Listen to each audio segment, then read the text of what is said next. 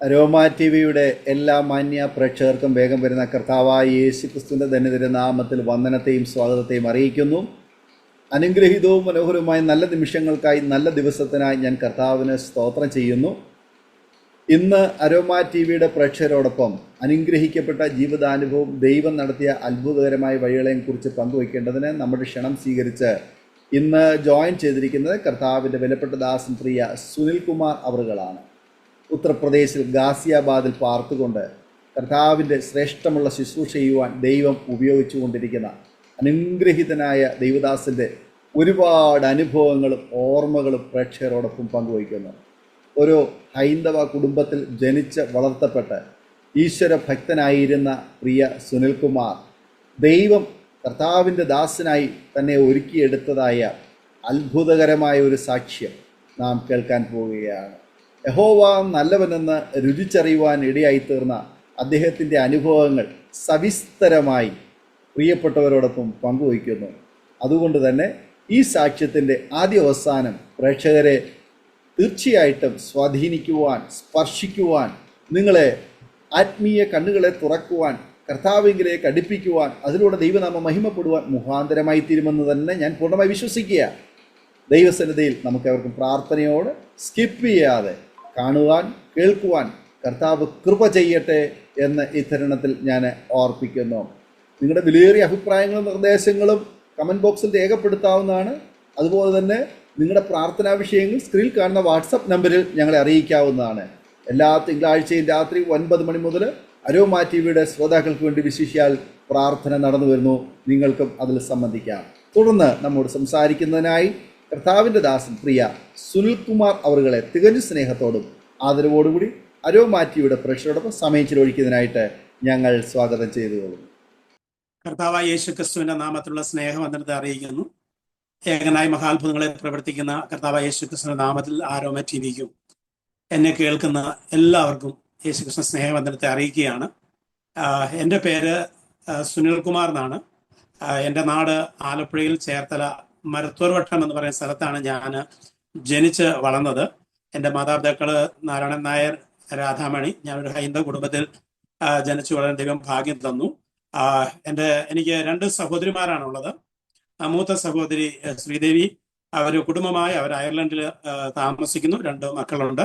രണ്ടാമത്തെ എൻ്റെ സഹോദരി ശ്രീജ മനോജ്, അവൾ നാട്ടിലാണ്. എൻ്റെ അളിയൻ, അദ്ദേഹം സൗദിയിൽ വർക്ക് ചെയ്തു. എൻ്റെ ബാല്യകാലത്തെ കുറിച്ച് പറയുകയാണെങ്കിൽ, ഞങ്ങൾ ഒരു ഹൈന്ദവ ബാക്ക്ഗ്രൗണ്ടിൽ ജനിച്ചു വളർത്തപ്പെട്ടു. ഒരു ആത്മീയ കുടുംബമായിരുന്നു ഞങ്ങളുടേത്. കാരണം ഹൈന്ദവ രീതിയിലുള്ള ആത്മീയമായ എല്ലാ കാഴ്ചപ്പാടുകളും എല്ലാ ചിട്ടകളും ഞങ്ങളുടെ മാതാപിതാക്കൾ ഞങ്ങൾക്ക് ബാല്യകാലത്ത് തന്നെ തരുവാൻ ഇടയായി. രാവിലെ എഴുന്നേൽക്കുക, കുളിക്കുക, ദൈവത്തെ നാമം ജപിക്കുക, അതിനുശേഷം വൈകിട്ട് വീണ്ടും ഞങ്ങൾ നാമം ജപിക്കുക, സന്ധ്യാനാമം ജപിക്കുക, അതുപോലെ അമ്പലങ്ങളിൽ പോകുക. ഇങ്ങനെയുള്ള പല ചിട്ടകളിലൂടെയാണ് ഞങ്ങളുടെ മാതാപിതാക്കൾ മാതൃകയായി വളർത്തിയത്. അറിഞ്ഞ ആ വിശ്വാസത്തിൽ അവര് കഴിയുന്നത്ര ഞങ്ങളെ സ്നേഹത്തോടെ മാതൃകയായി വളർത്തുവാൻ അവരിടയാക്കി. അവരുടെ മാതൃകാ ജീവിതം ഞങ്ങളുടെ ജീവിതത്തിലും വളരെ അനുഗ്രഹവും, അവരുടെ കുടുംബജീവിതം പോലും ഞങ്ങളുടെ ജീവിതത്തിൽ പലപ്പോഴും അനുഗ്രഹത്തിന് കാരണമായിട്ടുണ്ട്. ഒരു മാതൃകാ ജീവിതം നയിച്ച ഒരു കുടുംബമാണ് എൻ്റെ മാതാപിതാക്കളുടെ ജീവിതം. എൻ്റെ പിതാവ് സെൻട്രൽ റിസർവ് പോലീസിൽ ഇൻസ്പെക്ടർ ആയിരുന്നു. മാതാവ് ഹൗസ് വൈഫാണ്. അങ്ങനെ ജീവിക്കുന്ന സമയത്ത് കർത്താവിന്റെ കൃപയാല് ഞാൻ നോർത്ത് ഇന്ത്യയിൽ, ഇപ്പോൾ ഞാൻ ഉത്തർപ്രദേശിലെ ഗാസിയാബാദിൽ നിന്നാണ് എൻ്റെ സാക്ഷ്യം പറയുന്നത്.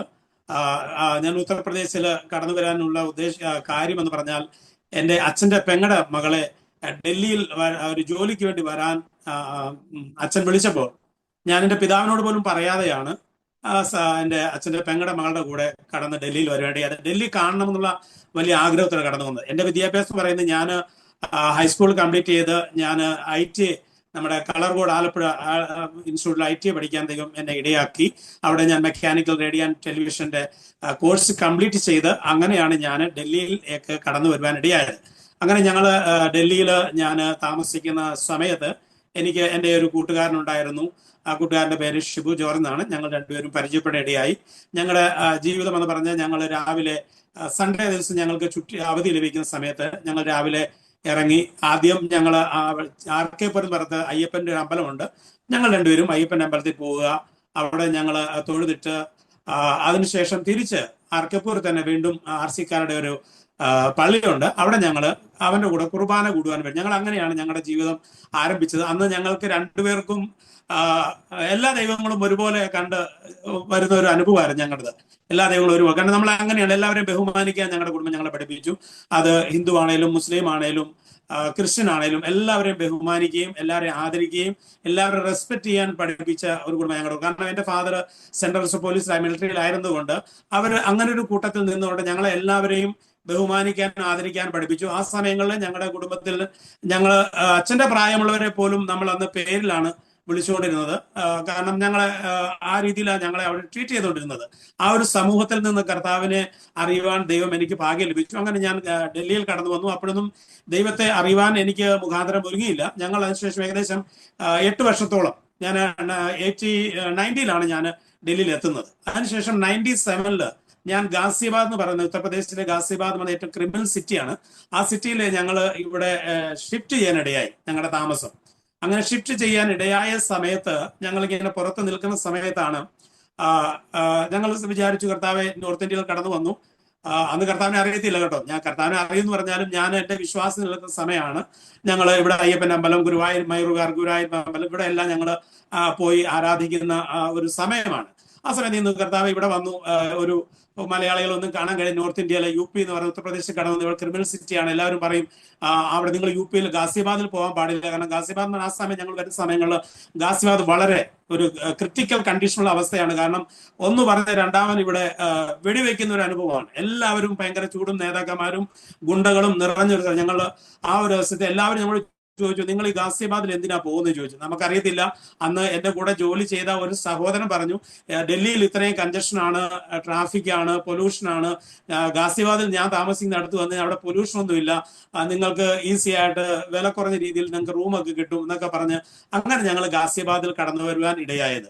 അങ്ങനെ ഞങ്ങൾ കടന്നു വന്ന് ഗാസിയാബാദ് നിൽക്കുമ്പോൾ വീടിന്റെ ഞങ്ങൾ ആ റൂം എടുത്തിട്ട് അതിന്റെ പുറത്തേക്ക് കർത്താവെ ആരെങ്കിലും ഒരു മലയാളികളെ കണ്ടിരുന്ന എന്ത് സന്തോഷമായിരുന്നു, ഇവിടെ ആരെങ്കിലും മലയാളികളുണ്ടോ എന്ന് ചിന്തിച്ച് ഞങ്ങൾ ഒരു ഞായറാഴ്ച സമയത്ത് ഞങ്ങൾ പുറത്ത് നിൽക്കുമ്പോൾ കുറച്ച് ആൾക്കാർ ആരാധന കഴിഞ്ഞ് ഞങ്ങൾ പോകുന്ന ആ വഴിയിലൂടെ കടന്നു വന്നു. അപ്പൊ ഞങ്ങളെ കണ്ടപ്പോൾ അവർക്ക് മലയാളി ആണെന്ന് മനസ്സിലായി. ഞങ്ങളോട് ചോദിച്ചു മലയാളി. ഞങ്ങൾ വളരെ സന്തോഷം. കാരണം ആ ഒരു സമൂഹത്തിൽ നമ്മൾ വന്നപ്പോൾ എല്ലാ നോർത്ത് ഇന്ത്യക്കാർ, അതിൻ്റെ ഇടയ്ക്ക് ഒരു മലയാളി കിട്ടുമ്പോൾ നമുക്ക് ഒരു പ്രത്യേക സന്തോഷമുണ്ടാകും. കർത്താവെ നമ്മൾ നമ്മുടെ നാട്ടുകാരെ കാണുമ്പോൾ. അതൊരു സഹോദരിയാണ് ഞങ്ങളെ കണ്ടുകൂട്ടാനിടയായത്. അവർ ആരാധന കഴിഞ്ഞ് വരുമ്പോൾ അവരുടെ പേര് ഗ്രേസി എന്നാണ്. ഇന്ന് അവർ നിത്യതയിലാണ്. അവർ ഞങ്ങളെ കാണുവാനും വിളിക്കുവാനിടയായി. അപ്പൊ ഞങ്ങൾ സഹോദരങ്ങൾ രണ്ടുപേരുമാണ്. അപ്പൊ ഞങ്ങൾ കർത്താവെ ഇവിടെ വന്ന് ഞങ്ങൾ ഒറ്റപ്പെട്ട് നിൽക്കുന്നു, ആരെങ്കിലും മലയാളിയെ കണ്ടു കഴിഞ്ഞാൽ, ഒരു മലയാളിയുമായ ഒരു കൂട്ടായ്മ കിട്ടിക്കഴിഞ്ഞാൽ, അവരെ കാണും കഴിഞ്ഞാൽ ഒരു സന്തോഷം. ആ സഹോദരി അന്നേരം ഞങ്ങളെ വിളിച്ചുകൊണ്ട് പോയി അവരുടെ വീട്ടിലേക്ക് കൊണ്ടുപോയി. വീട്ടിൽ കൊണ്ടുപോയി ഒത്തിരി നാളെ ഞങ്ങൾ നോർത്ത് ഇന്ത്യ, ഞങ്ങൾ 7 വർഷമായിട്ട് നോർത്ത് ഇന്ത്യ താമസിക്കുന്നു. ഞങ്ങൾ കൂട്ടുകാരനോട് കൂടി ചേർന്നാണ് താമസമുള്ളത്. പക്ഷേ അപ്പം നമ്മുടെ നോർത്ത് ഇന്ത്യയിൽ ഭക്ഷണ രീതികളിൽ ഞങ്ങൾ കഴിക്കുമ്പോൾ നമുക്ക് പലപ്പോഴും ചിന്തയുണ്ട്, കർത്താവെ നാട്ടിൽ ആയിരിക്കുമ്പോൾ അമ്മ ഉണ്ടാക്കി തരുന്ന നല്ല ഭക്ഷണങ്ങളൊക്കെ ഭക്ഷിച്ച് നല്ല ടേസ്റ്റുള്ള ഭക്ഷണങ്ങളൊക്കെ ഭക്ഷിക്കാനുള്ള ഭാഗ്യം. ഇവിടെ വന്നപ്പോൾ ഈ പരിപ്പും ഉരുളൻകിഴങ്ങും ഇതൊക്കെ കഴിച്ച് ജീവിക്കുന്ന സമയത്ത് വെച്ച് എവിടെയെങ്കിലും ഒരു സൗത്ത് ഇന്ത്യ കാണാൻ പറ്റിയാലോ അല്ലെങ്കിൽ ഒരു സൗത്ത് ഹോട്ടൽ കിട്ടിയ എന്ത് സന്തോഷിച്ച. അങ്ങനെ ആ സഹോദരി ഞങ്ങളെ വിളിച്ചുകൊണ്ട് പോയി അവരുടെ വീട്ടിൽ കൊണ്ടുപോയി ഞങ്ങൾ ആദ്യമായിട്ട് ഞങ്ങളെ ഒരു ബ്രേക്ക്ഫാസ്റ്റ് പരിപാടിയായി. ആ ബ്രേക്ക്ഫാസ്റ്റിലൂടെ അവർ തുടങ്ങിയത് യേശുവിനെ കുറിച്ചുള്ള സുവിശേഷം ഞങ്ങൾ പറയുകയായി. ഞാൻ രോഗിയായിട്ടോ കഷ്ടത വന്നിട്ടോ പ്രയാസം വന്നിട്ടോ ഒറ്റപ്പെട്ടിട്ടോ ഒന്നുമല്ല യേശുവിനെ അറിഞ്ഞത്. പക്ഷെ ആ സഹോദരി എന്നോട് സുവിശേഷം പറയാനിടയായി. ഞങ്ങൾ രണ്ടുപേരും, അപ്പൊ അവൻ പറഞ്ഞു ഞാൻ യേശുവിനെ കുറിച്ച് അറിയുന്നതാണ്, ഞാൻ ക്രിസ്ത്യാനിയാണ്, പക്ഷെ യേശുവിനെ കുറിച്ചുള്ള ഒരു നല്ല സുവിശേഷം അറിയിക്കിടയായി. അവരിങ്ങനെ പറഞ്ഞു, അടുത്ത ബുധനാഴ്ച ഞങ്ങളുടെ വീട്ടിലാണ് ഒരു കോട്ടേജ് മീറ്റിംഗ് ഉണ്ട്, നിങ്ങൾ വന്നാൽ നല്ല കാര്യം. അപ്പൊ നമുക്ക് സന്തോഷം, കാരണം അവിടെ ചെന്ന് നമുക്ക് ഭക്ഷണം കിട്ടുന്നുണ്ടല്ലോ. കാരണം അവർ നല്ലൊരു ഭക്ഷണം കിട്ടിയപ്പോൾ സന്തോഷം. കാരണം ഒരു മാതാവ് ഉണ്ടാക്കി തരുന്ന പോലെ അവർ ഞങ്ങളെ സ്നേഹിക്കുകയും ഞങ്ങളെ ബഹുമാനിക്കുകയും ഞങ്ങളെ ആദരിക്കുകയും ചെയ്തപ്പോൾ ഞങ്ങൾക്ക് പ്രത്യേകമായുള്ള സന്തോഷം തോന്നി. അപ്പൊ അവർ പറഞ്ഞു ബുധനാഴ്ച ഇവിടെ ഒരു കോട്ടേജ് മീറ്റിംഗ് ഉണ്ട്, നിങ്ങൾ വന്നാൽ അന്നത്തെ ആരാധനയിൽ കൂടാ. നമുക്ക് ഒരു ദൈവത്തോടും വിരോധമില്ല. കാരണം പഠിക്കുന്ന സമയത്ത് എക്സാമിന്റെ സമയത്ത് നമ്മൾ അങ്ങനെയാണല്ലോ. കാരണം ഒരു വിജയം കരസ്ഥമാക്കാൻ പോകുമ്പോൾ ഞാൻ പോകുന്ന സമയത്ത് ഞങ്ങളുടെ അവിടെ ഞാൻ അർത്ഥങ്ങളുടെ അടുത്താണ്.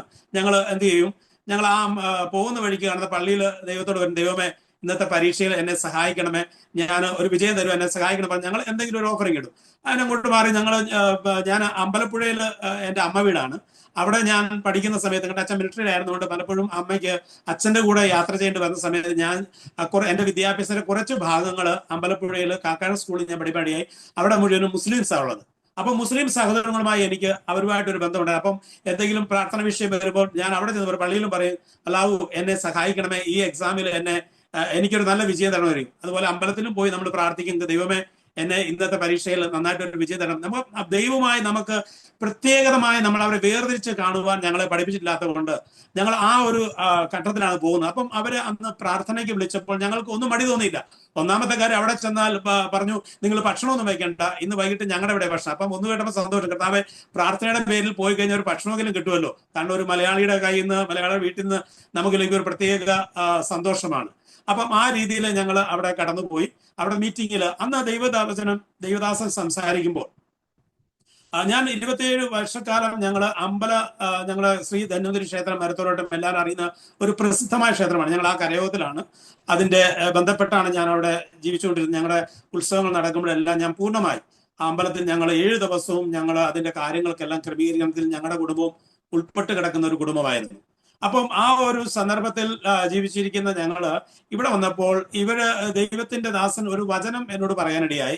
സംസാരിച്ചപ്പോൾ, അതായത് 34-ാം സങ്കീർത്തനം അതിനകത്ത് 8-ാമത്തെ വാക്യം പറഞ്ഞു, യഹോവ നല്ലവൻ എന്ന് രുചിച്ചറിവൻ, അവനെ ശരണം പ്രാപിക്കുന്ന പുരുഷൻ ഭാഗ്യവാൻ. അദ്ദേഹം അതിലൂടെ ചില സന്ദേശം പറഞ്ഞപ്പോൾ എനിക്കൊരാഗ്രഹം, ഈ ദൈവത്തെ ഒന്ന് രുചിച്ചറിഞ്ഞാൽ എന്താ കുഴപ്പം? എല്ലാ ദൈവങ്ങളും ഒന്നും, കാരണം നമുക്ക് 33 കോടി ദൈവങ്ങളുള്ളപ്പോൾ അതിലൊരു ദൈവം കൂടെ കിട്ടിയതുകൊണ്ട് നമുക്ക് കുഴപ്പമില്ല. കാരണം ഈ ലോക ജനസംഖ്യയിൽ കൂടുതൽ ദൈവങ്ങളുണ്ട്.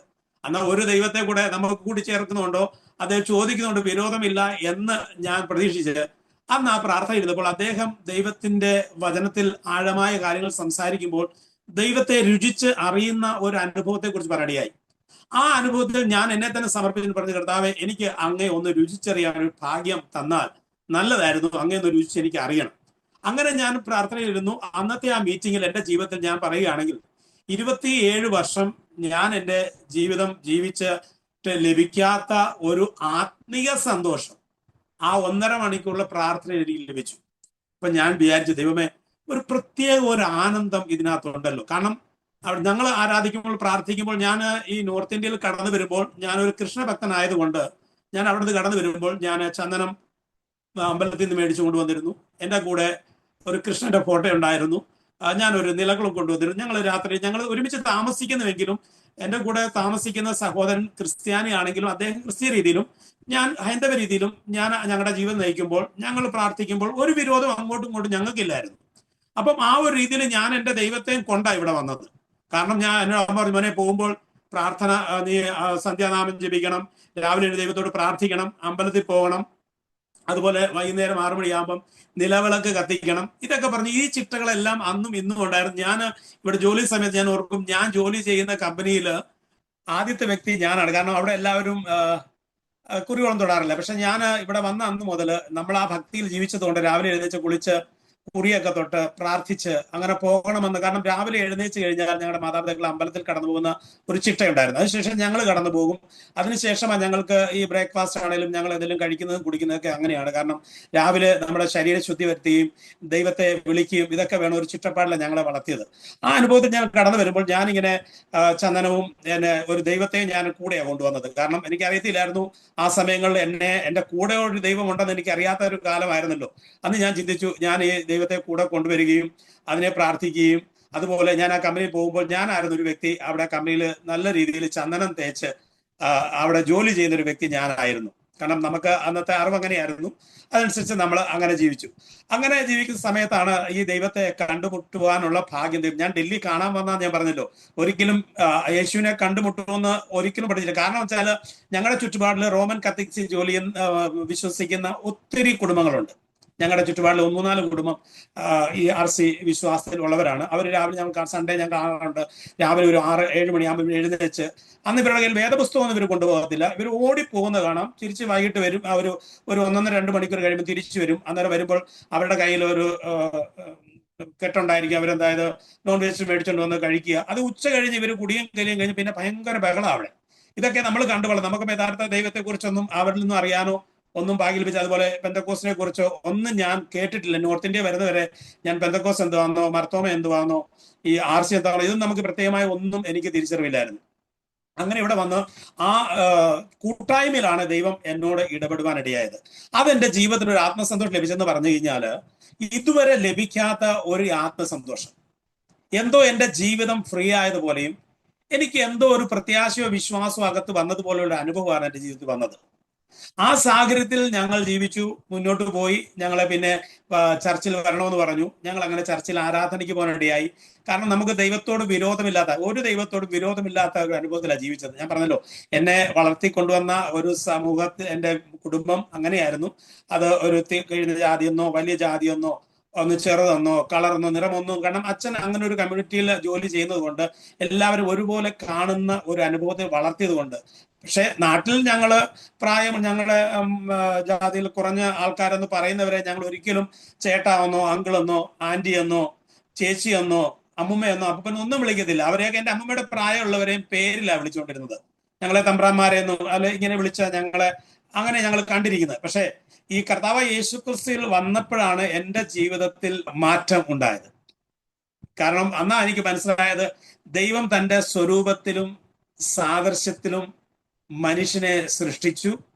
നമ്മളെല്ലാം ആ ദൈവത്തിന്റെ സൃഷ്ടിയാണ്. കർത്താവ് ജാതിയോ മതമോ വർണ്ണമോ ഒന്നും വേർതിരിക്കാതെ മനുഷ്യനെ സൃഷ്ടിച്ച കർത്താവിനെ പോലെ. അന്നാണ് എൻ്റെ ജീവിതത്തിൽ ഒരു മാനസാന്തരം വന്നത് ഞാൻ പറയാം. ഞാൻ അതിനുശേഷം നാട്ടിൽ കടന്നുപോയ ശേഷം ഞാൻ ഒരിക്കലും എൻ്റെ അച്ഛനേക്കാളും എന്നെക്കാളും പ്രായമുള്ള ഒരു വ്യക്തിയെ പോലും അതുവരെ പേരിൽ വിളിച്ചെങ്കിൽ പിന്നെ ഞാൻ പേര് വിളിക്കാനിടയായില്ല. ഒന്നിലെ ചേട്ടൻ, ഒന്നിലെ ചേച്ചി, ഒന്നിലെ അമ്മച്ചി, ഒന്നിലെ അപ്പൂപ്പൻ, ഇങ്ങനെ വിളിക്കുവാനിടയായി. കാരണം അതെന്റെ ജീവിതത്തിൽ എൻ്റെ യേശുവിനെ അറിഞ്ഞതാണ് എൻ്റെ ജീവിതത്തിൽ ലഭിച്ച ഏറ്റവും വലിയ ഭാഗ്യം. മനുഷ്യനെ തരം താഴ്ത്തി കാണുവാനിടയാക്കാത്തൊരു ദൈവം, മനുഷ്യനെ വേർതിരിക്കാത്ത ദൈവം, മനുഷ്യനെ ജാതിയിലും മതത്തിലും അവനെ മാറ്റി നിർത്താത്ത ദൈവം, എല്ലാവരും ഒരുപോലെ കാണുന്ന ഒരു ദൈവം ഉണ്ടെങ്കിൽ അത് യേശുവാണെന്ന് എനിക്ക് മനസ്സിലാക്കി. അന്ന് മുതലാണ് എനിക്ക് പ്രത്യേക സന്തോഷം. ദൈവമേ, ഇത്രയും നാളും എൻ്റെ അച്ഛൻ്റെ പ്രായമുള്ളവളെ ഞാൻ രാമൻകുട്ടി എന്ന് വിളിക്കുമായിരുന്നു, ചെല്ലമ്മ, പൊന്നമ്മ, ഇവരെയൊക്കെ വിളിക്കുക. ഇപ്പൊ ഞാൻ കർത്താവെ, എന്ത് തെറ്റാ ചെയ്ത്? അവരെന്നേക്കാൾ എത്രയോ പ്രായം, എൻ്റെ മാതാവിന്റെയും പിതാവിന്റെയും പ്രായമുള്ളവരെ എനിക്ക് വളരെ വിഷമം. അന്ന് ഞങ്ങൾ സാധനം മേടിക്കുന്ന കടയിൽ അന്ന് ആദ്യമായിട്ട് ചെന്ന് അദ്ദേഹത്തിന് കുട്ടൻ എന്നാ പറഞ്ഞത്, കുട്ടൻ എന്നാ വിളിച്ചോണ്ടിരുന്നത്. ഞാൻ അന്ന് കുട്ടൻ ചേട്ടൻ എന്ന് വിളിക്കാനിടയായി. അദ്ദേഹത്തിന് അതിശയം തോന്നി, ഇവൻ എന്താ കുട്ടൻ ചേട്ടൻ എന്ന് വിളിക്കുന്നത്? അതുവരെ എന്നെ കുട്ടന്റെ കടയിൽ പോകുന്ന പറയുള്ളൂ. അതും എൻ്റെ അച്ഛൻ്റെ കൂടെ പഠിച്ച വ്യക്തിയാ. അപ്പം ഇതൊക്കെ പറഞ്ഞപ്പോൾ എൻ്റെ ജീവിതത്തിൽ ഞാൻ ചിന്തിച്ചു, ദൈവമേ, ഈ ദൈവത്തെ അറിഞ്ഞതൊരു ഭാഗ്യം. കാരണം ഈ ദൈവത്തിന് ആരെയും ഒരു വേർതിരിവില്ലാത്ത ദൈവമാണ്. അങ്ങനെ ഇവിടെ കടന്നു വരികയും വന്ന ശേഷം ചർച്ചിൽ ഞങ്ങൾ പോകാൻ തുടങ്ങി, ആരാധിക്കാൻ തുടങ്ങി. പലപ്പോഴും ഞാൻ ചിന്തിക്കും, എന്തെങ്കിലും ജീവിതത്തിന് ആവശ്യം വരുമ്പോൾ ഞാൻ ചിന്തിക്കും, യഹോവ നല്ലവൻ രുചിച്ചറിയും. അപ്പൊ ഞാൻ എൻ്റെ ജീവിതത്തിൽ വിഷയങ്ങൾ ആ രുചിച്ചറിയുന്ന വിഷയത്തിലേക്ക് ഏർപ്പെടുത്തും. യഹോവ നല്ലവൻ എന്ന് രുചിച്ചറിയും. ആ രുചിച്ചറിയുന്ന വിഷയം എൻ്റെ വിഷയമായിരിക്കും. അത് ഞാൻ വെക്ക് പ്രാർത്ഥിക്കാൻ തുടങ്ങി. എൻ്റെ ജീവിതത്തിൽ ദൈവം ചില അത്ഭുതങ്ങളും അടയാളങ്ങളും ചെയ്യാനിടയായി.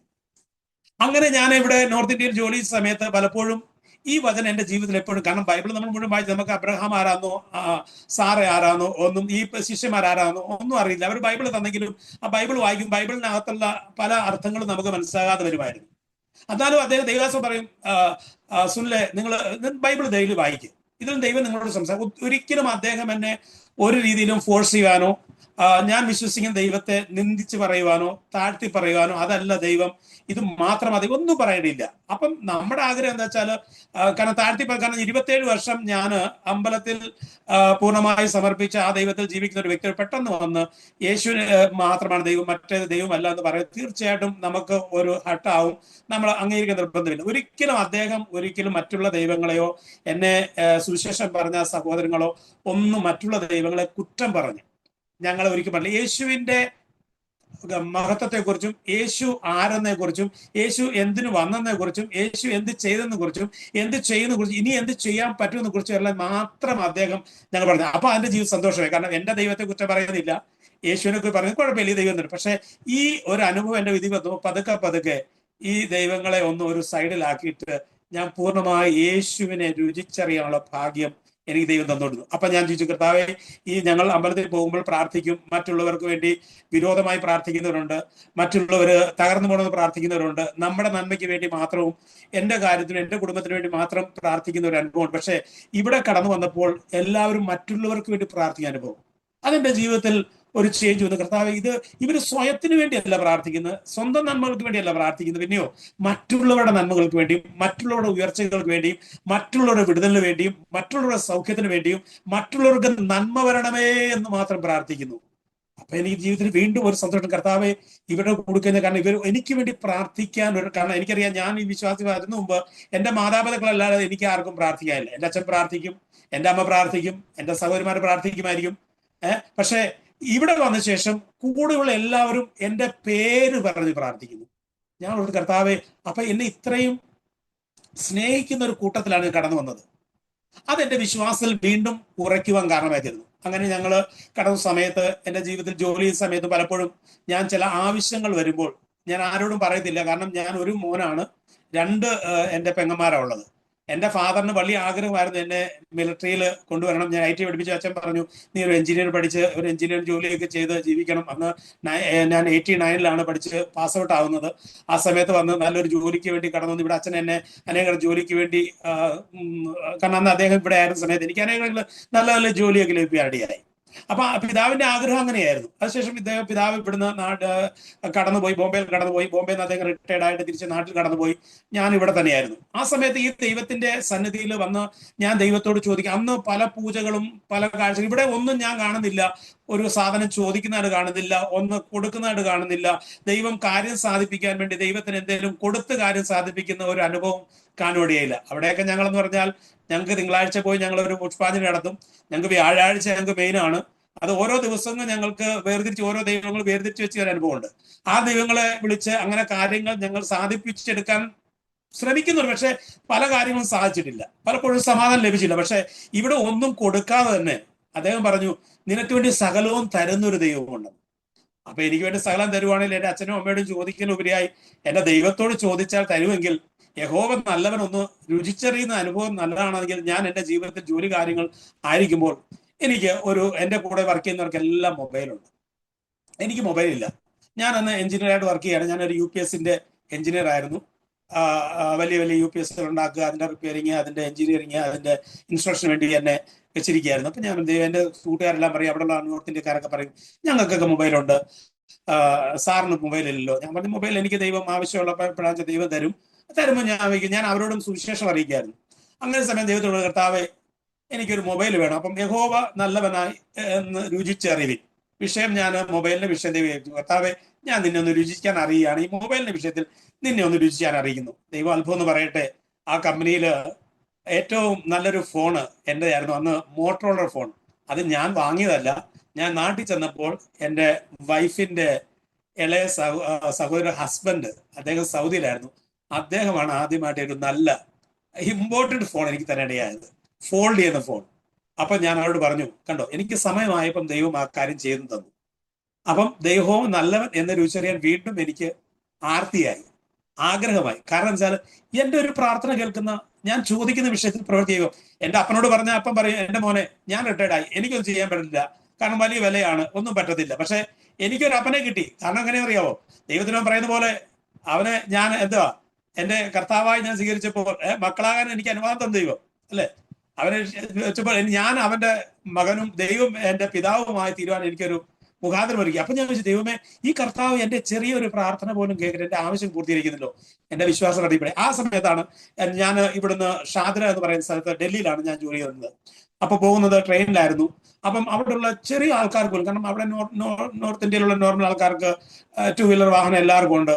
അപ്പൊ അവര് ഇങ്ങനെ ചോദിച്ചു, സാറേ ഇത്രയും ദൂരത്തിന് പലപ്പോഴും ലേറ്റായി പോകും, വളരെ ബുദ്ധിമുട്ട്. അപ്പൊ എന്റെ ഉള്ളിൽ ഒരു ആഗ്രഹം വന്നു, എല്ലാവർക്കും ദൈവമേ സ്കൂട്ടറും ബൈക്കും ഒക്കെ ഉണ്ട്, കർത്താവ് എനിക്കൊരു ബൈക്ക് വേണമെന്നൊരു ആഗ്രഹമുണ്ട്. അപ്പൊ ഞാൻ പറഞ്ഞു, യഹോവ നല്ലവൻ എന്ന് രുചിച്ചറിയുവിൻ. ഞാൻ അപ്പൊ ആ രുചിച്ചറിയുന്ന കൂട്ടത്തിൽ ബൈക്കിനെ അങ്ങ് ചേർത്ത് ദൈവത്തോട് പ്രാർത്ഥിച്ചു, കർത്താവെ ഞാൻ ഇതൊന്ന് രുചിച്ചറിയാൻ ഞാൻ ആഗ്രഹിക്കുന്നു. ആ സമയത്താണ് ഒരാഴ്ച കഴിഞ്ഞപ്പോൾ എന്റെ ബോസ് പറഞ്ഞു, കാരണം എനിക്ക് ഇടയ്ക്ക് ഫീൽഡിൽ പോകണമായിരുന്നു. ഫീൽഡിൽ പോകുമ്പോഴത്തെ അവിടുത്തെ ബോസിന്റെ വണ്ടി ഞാൻ ഉപയോഗിക്കുമായിരുന്നു. അപ്പൊ അന്ന് വണ്ടിയില്ല, കാരണം അവിടെ ഇൻസ്റ്റലേഷൻ കൂടി വന്നു. അപ്പൊ വന്നപ്പോൾ അദ്ദേഹം പറഞ്ഞു, സുനിൽ നിനക്ക് ഒരു വാഹനം മേടിച്ചാലോ? ഞാൻ പറഞ്ഞു, സാറേ എനിക്ക് വാഹനം മേടിക്കാൻ ആഗ്രഹമുണ്ട്, പക്ഷെ എന്റെ കയ്യിൽ സാമ്പത്തികമായി വാഹനം മേടിക്കാനുള്ള ഇപ്പൊ സാമ്പത്തിക സ്ഥിതിയില്ല, കാരണം ഞാൻ എങ്ങനെയാ വാഹനം മേടിക്കുക? അദ്ദേഹം പറഞ്ഞു, ഒരു കാര്യം ചെയ്യും, നീ ഒരു വാഹനം മേടിക്കുക, ഞാൻ അത് EMI ആയിട്ട് നീ അടച്ചാൽ മതി, ഞാൻ നിനക്ക് പൈസ തരാം. നോക്കിയോണേ, ദൈവത്തോട് ഞാൻ എന്താ പറഞ്ഞു, ദൈവമേ യഹോവ നല്ലവൻ എന്ന് രുചിച്ചറിയുന്നു. ആ ദൈവം എന്റെ ബോസിനോട് സംസാരിച്ച് എനിക്ക് അന്ന് എനിക്ക് തോന്നുന്നു ഹീറോ ഹോണ്ടയുടെ CD ഡൗൺ എന്ന് പറയുന്ന കമ്പനി ആദ്യം അത് തുടങ്ങിയ ആദ്യത്തെ സമയത്ത്, പ്രൊഡക്ഷൻ ഉണ്ടായ സമയത്ത് ഞാൻ ആ ഒരു വാഹനം മേടിയിടയായി. അപ്പൊ എൻ്റെ കൂടെ വർക്ക് ചെയ്യുന്നവർക്ക് വളരെ വിശ്വാസമായി, സന്തോഷമായി. കാരണം ഞാൻ അവരെന്നോട് പ്രാർത്ഥിക്കാൻ പറയും, അവരുടെ സുവിശേഷം അറിയിക്കും. കാരണം ദൈവത്തോട് ഞാൻ അന്ന് ചോദിച്ച കാര്യങ്ങളെല്ലാം ദൈവം ചെയ്തിടയായി.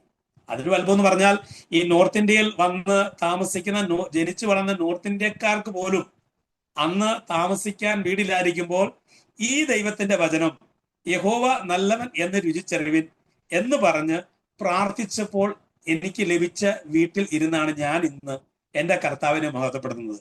ഇതൊന്നും ഒരിക്കലും എൻ്റെ കഴിവോ എനിക്ക് ലഭിക്കുന്ന സാലറി കൊണ്ടോ ഒന്നും നേടാൻ കഴിയത്തില്ല. ഞാൻ എൻ്റെ കർത്താവിനെ രുചിച്ചറിഞ്ഞ ഒറ്റ കാരണം കൊണ്ട് ആ ദൈവം തന്ന ഒരു ഭവനത്തിൽ ഞാൻ ഇരുന്ന് എൻ്റെ ദൈവത്തെ പ്രാർത്ഥിപ്പാനും ആരാധിപ്പാനും സ്തുതിപ്പാനും മഹത്വപ്പെടുത്തുവാനും ദൈവം എനിക്ക് ഭാഗ്യം തന്നു. അതുകൊണ്ടാണ് കർത്താവിനെ ഒരിക്കലും നമുക്ക് മറക്കാൻ കഴിയാത്തത്. കാരണം എല്ലാവരും തന്നെ ഒറ്റപ്പെടുത്തും, പക്ഷെ ദൈവം നമ്മളെ ഒറ്റപ്പെടുത്തില്ല. നമ്മുടെ ഏത് കഷ്ടത്തിലും പ്രയാസത്തിലും നമ്മുടെ കൂടെ ഇരിക്കുന്ന ഒരു ദൈവം. അതല്ലേ വചനം പറയുന്നത്. ഞാൻ പലപ്പോഴും ചിന്തിക്കും, കർത്താവെ ഞാൻ ഒറ്റയ്ക്ക് ഈ വിശ്വാസം ഒന്നും ഞാൻ എൻ്റെ വീട്ടിൽ പറയാൻ ഇടയായിട്ടില്ല. ഞാൻ യേശുവിനെ വിശ്വസിക്കുന്നെന്നും ഞാൻ ആരാധനയ്ക്ക് പോകുന്നെന്നും പ്രാർത്ഥിക്കുന്നു എൻ്റെ കുടുംബത്തിലൊന്നും അറിയത്തില്ല. ഇതെല്ലാം ഞാൻ ഒതുക്കി വെച്ചോണ്ട് ചെയ്യുന്ന സമയത്താണ്. ആ സമയത്താണ് എൻ്റെ 97 ഒക്ടോബർ 2 ഒരു കൂട്ടായ്മയിൽ കടന്നുപോയി ഡൽഹിയിൽ. ആ കൂട്ടായ്മയിലാണ് ഞാൻ യേശുവിനെ എൻ്റെ സ്വന്തം രക്ഷിതാവായി സ്വീകരിപ്പാൻ എനിക്ക് ദൈവം ഭാഗ്യം തന്നു. 1997 ഒക്ടോബർ 2 ഇന്ന് ഞാൻ ഓർക്കും. അന്ന് ദൈവം എങ്ങനെ എന്നെ കൊണ്ട് ചെയ്യിച്ചറിയില്ല. ആ ദൈവത്തിന്റെ കൃപയിൽ ഞാൻ വളർന്നിടയായി. ആ സമയത്ത് ഞാൻ പിന്നും വിശ്വാസത്തിൽ എൻ്റെ ദൈവദാസൻ വിശ്വാസികൾ എന്നെ ഉറപ്പിക്കാനിടയായി, ബൈബിൾ വായിക്കാനിടയായി, പലതും മനസ്സിലാക്കിയിടയായി. അങ്ങനെ പോകുന്ന സമയത്ത് ഒരു ദിവസം പോകുമ്പോൾ, ഈ വീട്ടിൽ പോകുമ്പോൾ, ചർച്ചിൽ പോകുമ്പോൾ എല്ലാവരും അന്യഭാഷയിൽ അങ്ങ് ആരാധിക്കുക.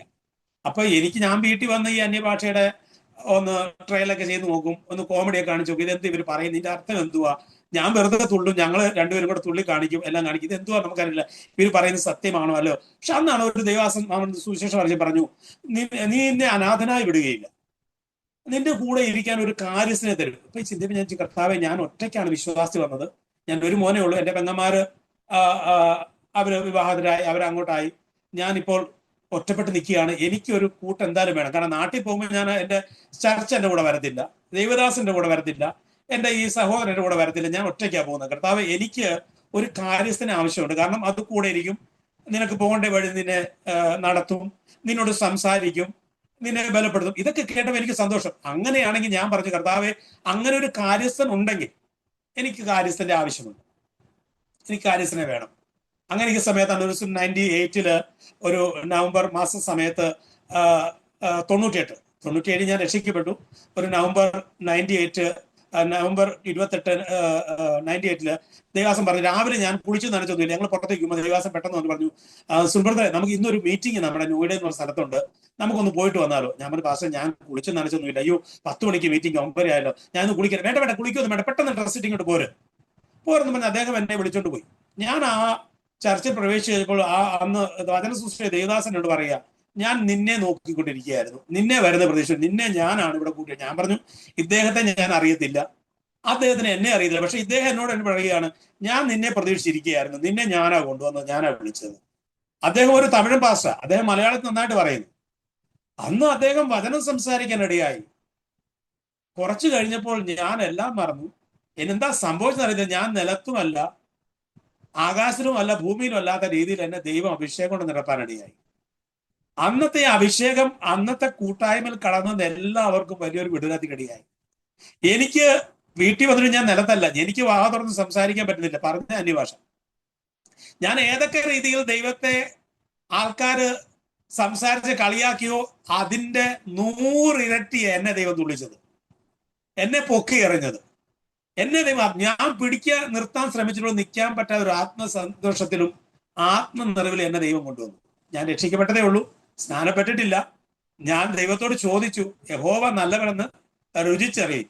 ആ ഒരു ചോദ്യത്തിന് മുമ്പിൽ ദൈവം പ്രവർത്തിക്കുന്നു. ഒറ്റ വചനം മതി, എനിക്ക് ഒത്തിരി വചനങ്ങളൊന്നും അറിയത്തില്ല, ഒരു വചനമേ അറിയുള്ളൂ. ആ വചനത്തിലൂടെ ഇത്രയും പ്രവർത്തിപ്പാൻ കഴിയുന്നൊരു ദൈവം. 30 ദൈവങ്ങൾ പല വിഷയങ്ങൾക്ക് വേണ്ടി പ്രവർത്തിക്കുമ്പോൾ ഏകനായി മഹാത്ഭുതങ്ങളെ പ്രവർത്തിക്കുന്ന ഒരു ദൈവം എല്ലാ കാര്യങ്ങളെയും സാധിപ്പിച്ച് തരുവാൻ കഴിയുന്ന ഏകദൈവം അല്ലേ.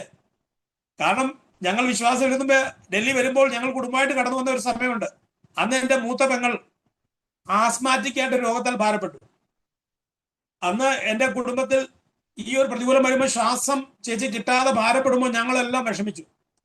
ആ വിഷമിക്കുന്ന സമയത്ത് ഞങ്ങളുടെ അമ്പലത്തിൽ ഞങ്ങൾ പലരെയും കണിയാന്മാരെ കൊണ്ടുവന്ന് നിരത്തി ചോദിക്കും എന്തുകൊണ്ടാണ്. അപ്പൊ അവർ പറയും, ഒരു 12 ദിവസത്തെ പുഷ്പാഞ്ജലി മോടെ പേരിൽ കൃഷ്ണൻ അമ്പലം ചെയ്തു കഴിഞ്ഞാൽ അവക്ക് സൗഖ്യം കിട്ടും പറഞ്ഞു. ഞങ്ങൾ 12 പുഷ്പാഞ്ജലി നടത്തി. അത് പറഞ്ഞു. അതിനുശേഷം പറഞ്ഞു, ഓ, കൃഷ്ണൻ ഹാപ്പിയാണ്, പക്ഷെ ഗണപതി ഹാപ്പിയല്ല. അപ്പം ഗണപതിക്ക് നമ്മൾ ഗണപതി ഹോമം നടന്നു. ഇത്ര ആഴ്ചയിൽ നിങ്ങൾ ഗണപതി ഹോമം നടത്തി കഴിഞ്ഞാൽ ഗണപതി ഹാപ്പി ആയാൽ ഇവക്ക് സൗഖ്യം കിട്ടും. ഞങ്ങൾ അങ്ങനെ ഗണപതി ഹോമം നടത്തി. പക്ഷെ എന്നിട്ടും സൗഖ്യമില്ല. ചോദിച്ചു പറഞ്ഞു, ഗണപതിയും കൃഷ്ണനും ഒക്കെ ഓക്കെയാണ്, പക്ഷെ ശിവൻ ഇതിനകത്ത് പണയം കിടക്കുക എന്ന് പറഞ്ഞാൽ എൻ്റെ അച്ഛൻ്റെ PF വരെ എടുത്ത് അദ്ദേഹം ശമ്പളം എടുത്ത് ദൈവങ്ങൾ എൻ്റെ പെങ്ങളെ സൗഖ്യമാക്കണമേ, എൻ്റെ മോളെ സൗഖ്യമാക്കണമേ, എൻ്റെ മാതാപിതാക്കൾ ധനം കൊടുത്ത് പല കാര്യങ്ങളും പല അമ്പലങ്ങളും ചെയ്തിട്ട് പോലും എൻ്റെ സഹോദരിക്ക് ഒരു സൗഖ്യവും ലഭിച്ചില്ല. ആ ഒരു പ്രയാസത്തിലാണ് ഞങ്ങൾ ഡൽഹി എൻ്റെ കുടുംബമായിട്ട് എൻ്റെ മാതാപിതാക്കളും സഹോദരങ്ങളും എല്ലാം കടന്നു വരുന്നത്. ആ വരുന്ന സമയത്ത് എൻ്റെ സിസ്റ്റർ പഠിച്ചത് ഒരു മിഷൻ സ്കൂളിലാണ്. യേശുവിനെ കുറിച്ചുള്ള അറിവ് സിസ്റ്ററിനുണ്ട്. ആ അറിവിൽ യേശുവിനോട് ഇവൾ പ്രാർത്ഥിക്കുമായിരുന്നു. അങ്ങനെ അവൾ ജോലി ചെയ്ത സമയത്ത് ഡൽഹിയിലെ ഗോൾഡൻ ഖാനയിലെ കാത്തലിക്സിന്റെ വലിയൊരു ചർച്ച ഉണ്ട്. അവിടെ 3 ദിവസത്തെ ഒരു കൺവെൻഷൻ വെക്കുകയും നാട്ടിൽ നിന്ന് ഒരു ദൈവദാസൻ വന്ന് വചനം ശുശ്രൂഷിക്കും. അന്ന് എൻ്റെ സിസ്റ്റർ ഷാദ്ര എന്ന് പറയുന്ന ഒരു ഗവൺമെന്റ് ഹോസ്പിറ്റലിൽ വർക്ക് ചെയ്യുന്ന സമയമാണ്. അന്ന് നൈറ്റ് ഡ്യൂട്ടി ചെയ്യുന്ന സമയത്ത് ചേച്ചിക്ക് ഈ ദൈവത്തെക്കുറിച്ച് യേശുവിനെ കുറിച്ച് ഒരു അറിവുണ്ട്. മറ്റു ദൈവത്തെ, നമ്മുടെ ദൈവത്തെ വിശ്വസിക്കുന്ന പോലെ തന്നെ യേശുവിനെ കുറിച്ചുണ്ട്. അന്ന് ചേച്ചി പറഞ്ഞു, അവിടെ ഒരു ദൈവാസം വരുന്നുണ്ട്, അദ്ദേഹത്തിലൂടെ ദൈവം സൗഖ്യം കൊടുക്കുന്നുണ്ട്. എൻ്റെ ചേച്ചി നൈറ്റ് ഡ്യൂട്ടി കഴിഞ്ഞ് രാവിലെ സമയം ഗോൾഡൻ ഖാനയിലെ ആ കൺവെൻഷൻ കടന്നു പോകാനിടയായി. ആദ്യത്തെ ദിവസം പോയി ഒത്തിരി പേര് സൗഖ്യം പ്രാപിച്ചു. പക്ഷെ ചേച്ചി സൗഖ്യം പ്രാപിച്ചില്ല. തിരിച്ചു വന്നു, നൈറ്റ് ഡ്യൂട്ടി വീണ്ടും ചെയ്തു. പിറ്റേ രാവിലെ എഴുന്നേച്ച് വീണ്ടും കുളിച്ചൊരുങ്ങി മീറ്റിങ്ങിന് പോയി. അനേകർ സൗഖ്യം പ്രാപിക്കുന്നു, അനേകർക്ക് വിടുതൽ ലഭിക്കുന്നു. ചേച്ചിക്ക് ഒന്നും സംഭവിച്ചില്ല. ചേച്ചി തിരിച്ചും വന്നു. 3-ാം ദിവസം ചേച്ചി പറഞ്ഞു, കുഴപ്പമില്ല, ഒരു ദിവസം കൂടെ അല്ലേ, ഇന്നും കൂടെ അങ്ങ് പോയേക്കാം, ഇന്നെന്താ സംഭവിക്കുന്ന അറിയത്തില്ല. ചേച്ചി അന്ന് ദിവസം പോയി.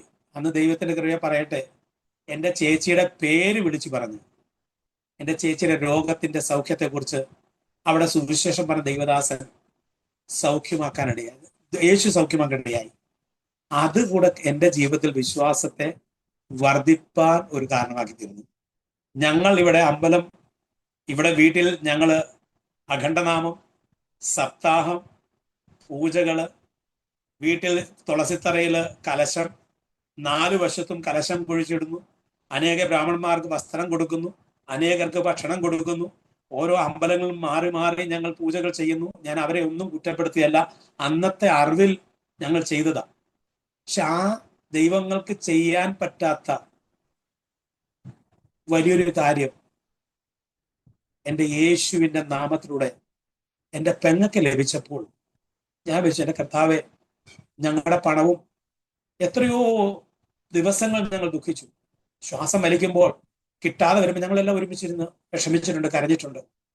പക്ഷേ ആ ഒരു 3-ാമത്തെ ദിവസം യേശു എൻ്റെ പെങ്ങളുടെ പേര് വിളിച്ചു പറഞ്ഞ് സൗഖ്യമാക്കിയപ്പോൾ, ദൈവമേ, ഈ ദൈവം തന്നെയല്ലേ ജീവിക്കുന്ന ദൈവം. മനസ്സിലാക്കണേ, ഇന്നും എൻ്റെ ചേച്ചി വിശ്വസിക്കുന്നെങ്കിലും എൻ്റെ അളിയൻ ഒരിക്കലും പൂർണ്ണമായി വിശ്വസിക്കാൻ അനുവദിക്കാത്തതുകൊണ്ട് വളരെ പ്രതികൂല ഘട്ടത്തില്ല. എന്നാലും സഹോദരി, എന്തെങ്കിലും വിഷയമുണ്ടെങ്കിൽ എന്നെ വിളിച്ചു പറയും. ഞങ്ങൾ തമ്മിൽ പ്രാർത്ഥിപ്പാനിടയായി. ആ പ്രാർത്ഥന ഞങ്ങളുടെ ജീവിതത്തിൽ പലപ്പോഴും അനുഗ്രഹമായി തീരുവാനിടയായി. അപ്പൊ ഞാൻ പറഞ്ഞ കാര്യം, നമ്മുടെ ദൈവം യഹോവ നല്ലവൻ എന്ന് രുചിച്ചറിവിൻ, അവനെ ശരണം പ്രാപിക്കും പുരുഷൻ ഭാഗ്യവാൻ. അങ്ങനെ ദൈവം ഓരോ ദിവസവും ദൈവത്തെ അറിഞ്ഞു. ഞാൻ അങ്ങനെ അഭിഷേകം പ്രാപിച്ചു. ഞാൻ വീട്ടിൽ വന്നു. എനിക്ക് സ്തോത്രം പറഞ്ഞു കഴിഞ്ഞാൽ അന്നേരം അഭിഷേകം.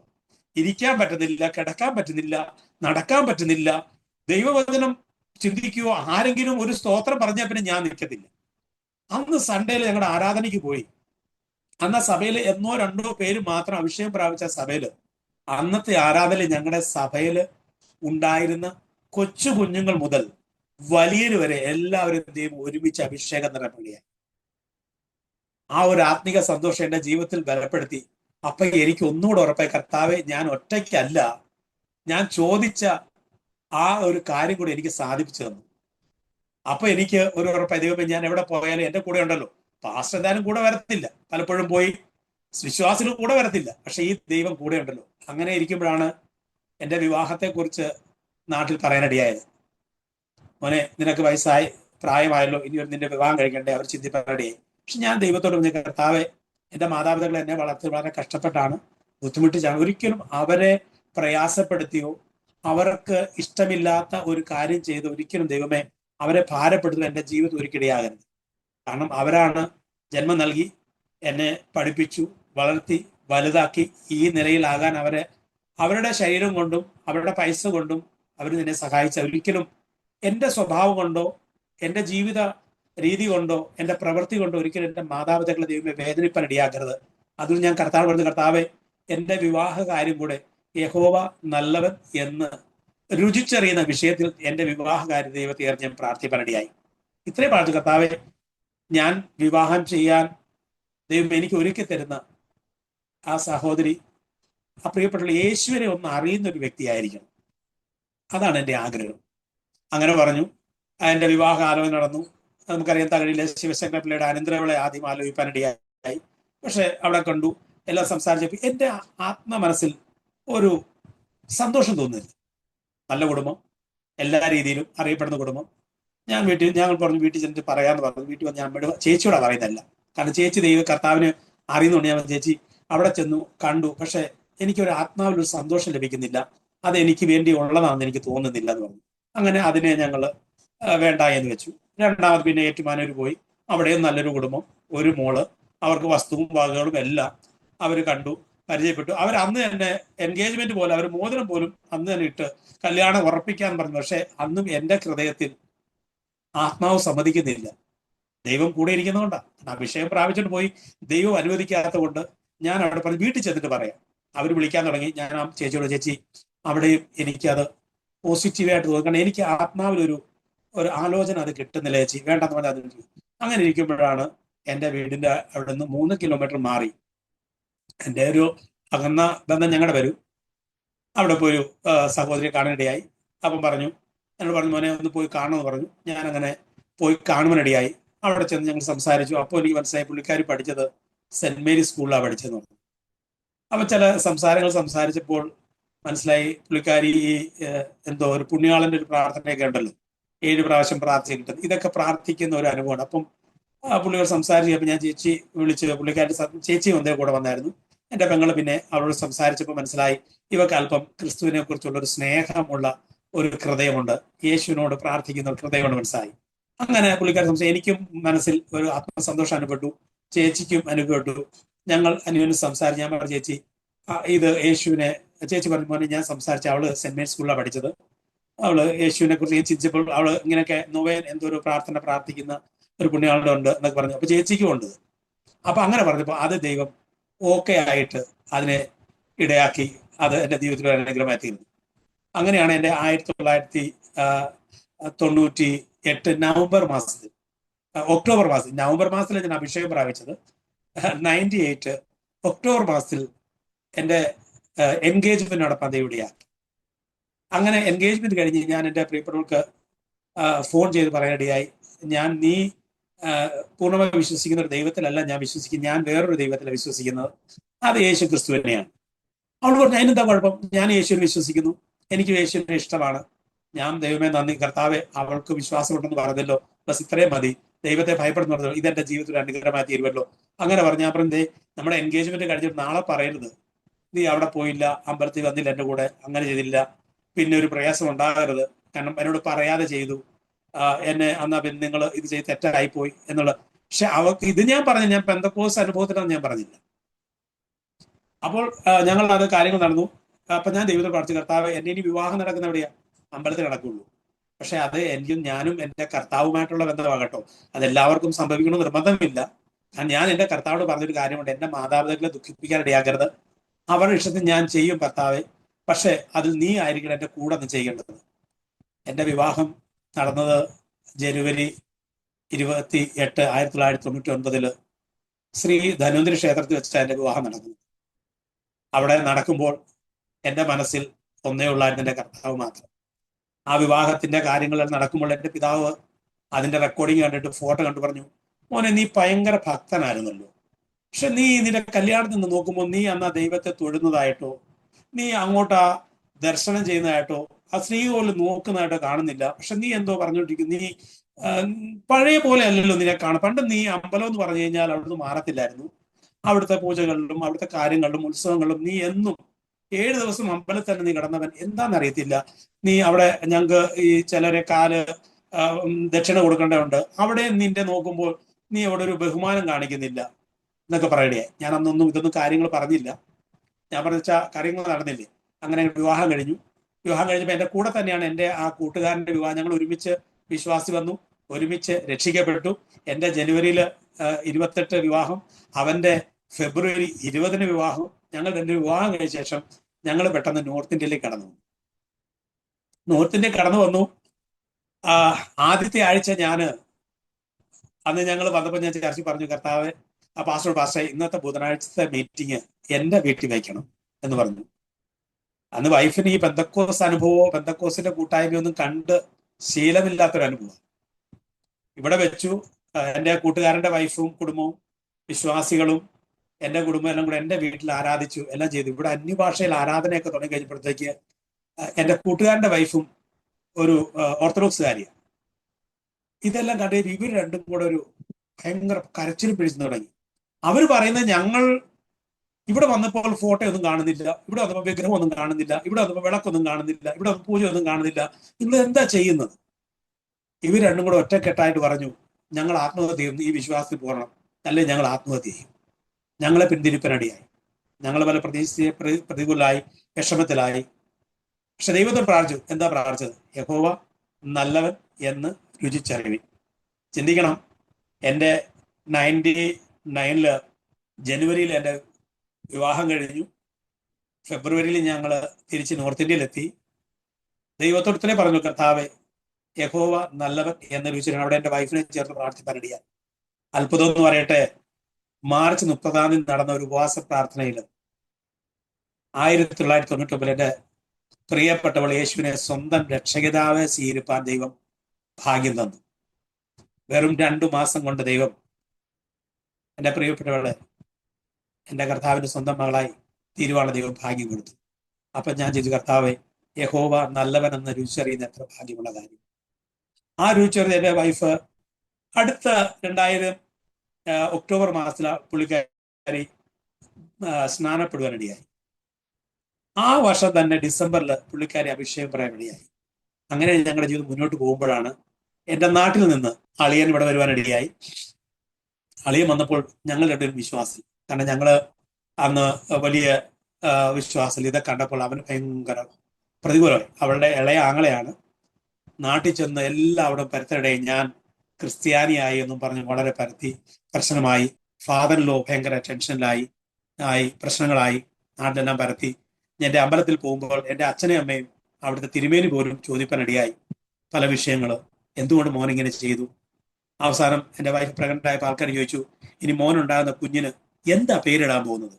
എൻ്റെ അമ്മ പറഞ്ഞു, ഞങ്ങൾ അങ്ങ് ഉണ്ണിയേശു എന്നാണ് ഇടുന്നത്, എന്താ കുഴപ്പമെന്ന് ചോദിച്ചു. കാരണം ഞാൻ വിശ്വാസത്തിൽ വന്നപ്പോൾ പലയിടത്തും പലതും അറിയാനിടയായി. കാരണം ഞാൻ അങ്ങനെ ഞങ്ങളുടെ കുടുംബം എല്ലാ രീതിയിലും അമ്പലത്തോട് ചേർന്ന് നിൽക്കുന്നതും ആത്മീയമായി ഞങ്ങൾ ആ രീതിയിൽ മുന്നോട്ട് പോകുന്ന അനുഭവമായപ്പോൾ വളരെ പ്രതികൂലങ്ങളായി.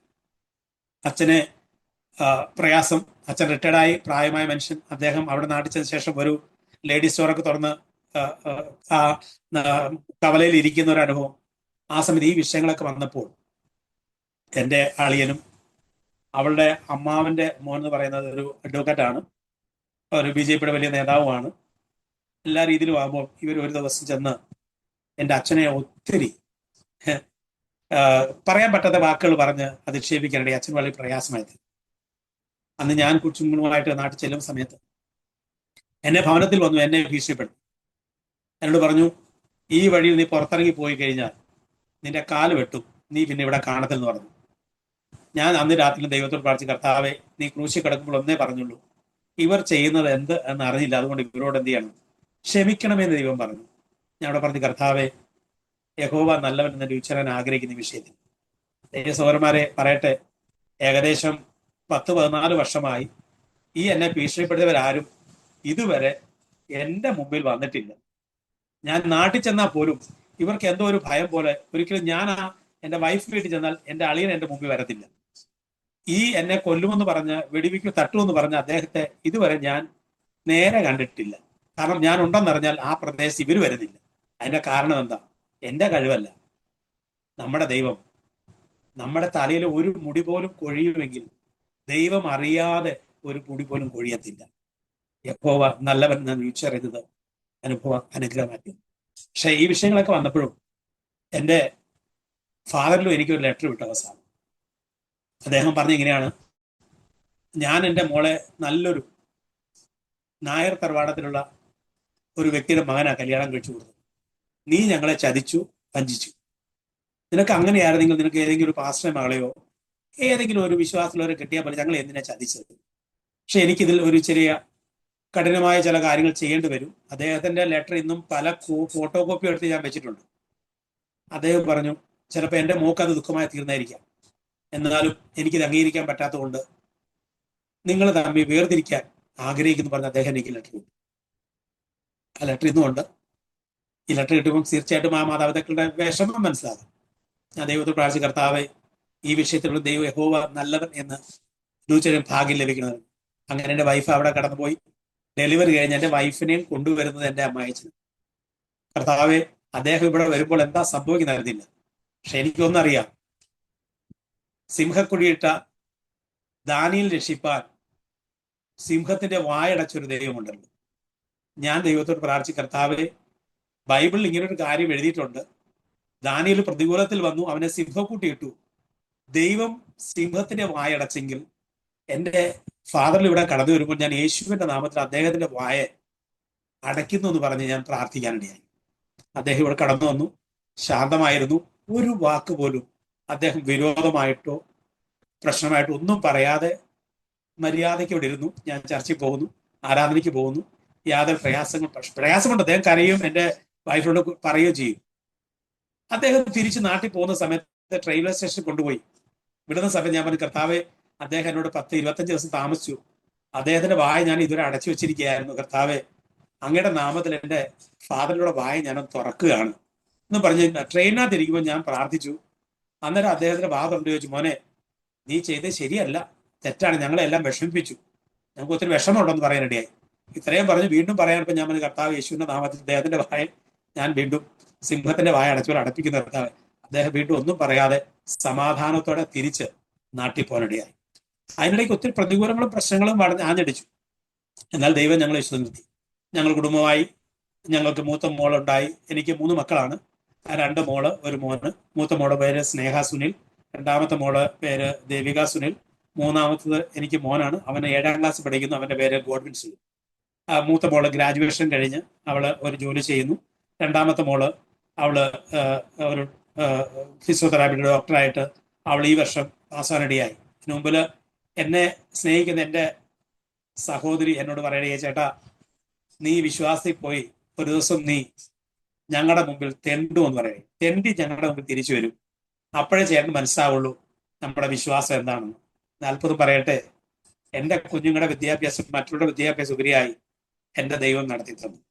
ആരുടെയും മുമ്പിൽ ഇന്ന് വരെ തെണ്ടാൻ ദൈവം ഇടയാക്കിയില്ല. പക്ഷേ ഒന്ന് പറയാം, എൻ്റെ സഹോദരി ഇന്ന് താമസിക്കുന്ന ആ വീട് വെച്ചിരിക്കുന്ന സ്ഥലം ഈ ചേട്ടനോട് ചോദിച്ചിട്ട് ഈ ചേട്ടൻ കൊടുത്ത ആ സ്ഥലത്താണ് എൻ്റെ പെങ്ങള് വീട് വെച്ച് താമസിക്കുന്നത്. ഞാൻ തെണ്ടാൻ ഇടയായില്ല. എൻ്റെ സഹോദരിക്ക് അത് കൊടുത്ത് അവിടെ വീട്ടിൽ താമസിക്കാൻ ദൈവം ഭാഗ്യം ലഭിച്ചു. ഇന്ന് എൻ്റെ കുഞ്ഞുങ്ങളുടെ വിദ്യാഭ്യാസത്തെ ചിന്തിക്കുമ്പോൾ, അവരുടെ കാര്യങ്ങളൊക്കെ ചിന്തിക്കുമ്പോൾ പലപ്പോഴും വിഷമമുണ്ടാവും. കർത്താവ് എൻ്റെ അപ്പനോട് ചോദിക്കാൻ പറ്റത്തില്ല, അമ്മയോട് ചോദിക്കാൻ പറ്റത്തില്ല. കാരണം ഞാൻ വിശ്വാസത്തിൽ വന്നു. എൻ്റെ കുഞ്ഞുങ്ങളുണ്ടായ ശേഷം 2000 ഞാൻ നല്ല കമ്പനികളിൽ ഒരു ഇലക്ട്രോണിക്സ് എഞ്ചിനീയറായിട്ട് വർക്ക് ചെയ്തു, ഒരു ഫീൽഡ് ഓഫീസറായിട്ട് വർക്ക് ചെയ്തു, ഒരു നാഷണൽ പാനസോണിക് കമ്പനിയുടെ ഒരു മാനേജറായിട്ട് വർക്ക് ചെയ്ത ദൈവം ഭാഗ്യം തന്നു. ആ സമയത്താണ് കർത്താവിന്റെ അനേക ദൈവദാസന്മാർ വന്ന് പറയും, എന്നെ ദൈവത്തിന്റെ വേലയ്ക്ക് വേണ്ടി കണ്ടിരിക്കുന്നത്. അപ്പൊ ഞാനൊരു ഹൈന്ദവ മാർഗത്തിൽ വന്നതുകൊണ്ട് ഈ കർത്താവിന്റെ ദാസൻ എന്തൊക്കെയോ പറഞ്ഞു കൊടുത്തിട്ടുണ്ട്. അതുകൊണ്ടായിരിക്കും ഈ വരുന്ന ദൈവദാസന്മാരെല്ലാം എന്നെ ദൈവവേലയ്ക്കാണെന്നും പറഞ്ഞു. ഞാൻ ചിന്തിക്കും, കർത്താവെ, എനിക്ക് 2 കുഞ്ഞുങ്ങൾ, അന്ന് എൻ്റെ വൈഫ്, ഞങ്ങൾ 2 പേരും ജോലി ചെയ്തിട്ട് എൻ്റെ കുടുംബത്തെ പോറ്റാൻ കഴിയുന്നില്ല. ആ സമയത്ത് ഞാൻ ഈ ജോലിയൊക്കെ വിട്ട് സുവിശേഷ വേലയ്ക്ക് ഇറങ്ങിയാൽ എൻ്റെ ജീവിതം എന്താവും? എനിക്ക് എൻ്റെ മാതാപിതാക്കളോട് പറയാൻ പറ്റുമോ? എൻ്റെ സഹോദരനോട് പറയാൻ പറ്റുമോ? എൻ്റെ നാട്ടിൽ പറയാൻ പറ്റുമോ ഞാനൊരു പാസ്റ്റർ ആയെന്നൊക്കെ? പറഞ്ഞ് എന്നെ വീട്ടിൽ കയറ്റു. പല ചിന്തകളായിരുന്നു. ആ സമയത്ത് ഇരിക്കുമ്പോഴാണ് 2004 ഞാൻ ജോലി ചെയ്യുന്ന ഓഫീസിൽ അവിടെ, കാരണം ഇവിടെയൊക്കെ വീക്കിലി ഓഫ് പല ഡേറ്റുകളിലാണ്. അവിടെ മൺഡേ ആണ് ഓഫ്, സൺഡേ വർക്കിംഗ് ഡേ. പക്ഷെ ഞാൻ വിശ്വാസം വന്നപ്പോൾ ഞാൻ ആ ബോസിനോട് പറഞ്ഞു, സാറേ എനിക്ക് സൺഡേ ഉപേക്ഷിക്കാൻ പറ്റില്ല, കാരണം എനിക്ക് ആരാധനയുണ്ട്, എനിക്ക് ആരാധനയ്ക്ക് പോയേ പറ്റുള്ളൂ. അവർ പറഞ്ഞു സൺഡേയിലാണല്ലോ സാറേ ഏറ്റവും കൂടുതൽ നമുക്ക് വർക്കുള്ളത്, അത് പറ്റത്തില്ല. പക്ഷെ ഞാൻ ദൈവത്തോട് പ്രാർത്ഥിച്ചു, കർത്താവേ യഹോവ നല്ലവനെന്ന് രുചിച്ചറിയുവാൻ എന്നെ സൺഡേ ആരാധനയ്ക്ക് ഇടയാക്കണം പറഞ്ഞു. എൻ്റെ ബോസ് എനിക്ക് വേണ്ടി സൺഡേ എനിക്ക് അവധി തരികയും മൺഡേ എനിക്ക് ജോലി തരാൻ ഇടയായി. അങ്ങനെ ഞാൻ ദൈവത്തിൽ മുന്നോട്ട് പോകുന്ന സമയത്താണ് 2004 ഒരു ജൂലൈ മാസത്തിൽ അർജന്റായിട്ട് എൻ്റെ ബോസിന്റെ കൊണ്ട് സൺഡേ എന്ന് പറഞ്ഞു. അന്ന് ഞങ്ങളുടെ ഉപവാസ പ്രാർത്ഥന കഴിഞ്ഞ് കർത്തമേശ്വരത്തിന്റെ ബോസ് പറഞ്ഞു, ശനിയാഴ്ച പറഞ്ഞു, നാളെ സാറിന് വന്നേ പറ്റുള്ളൂ, കാരണം നമുക്ക് അർജന്റായിട്ട് വർക്കുണ്ട്. പക്ഷേ ഞാൻ പറഞ്ഞു, സാറേ നാളെ ഞാൻ ഉച്ച കഴിഞ്ഞ് വരാൻ പറ്റും, രാവിലെ എനിക്ക് വരാൻ പറ്റത്തില്ല, രാവിലെ എനിക്ക് വർഷിക്കണം. അത് പറഞ്ഞു, അത് ബുദ്ധിമുട്ടാണ്, വന്നേ പറ്റുള്ളൂ. ഞാൻ പറഞ്ഞു വരാൻ പറ്റില്ല. അന്നേരം പറഞ്ഞു, അങ്ങനെയാണ് ഒരു കാര്യം, ജോലി അങ്ങ് ഉപേക്ഷിക്കും, വിടാൻ പറഞ്ഞു. എന്തോ എനിക്കറിയത്തില്ല, ഞാൻ പറഞ്ഞ ഞാനങ്ങ് ജോലി വിടുവാന്ന് പറഞ്ഞു.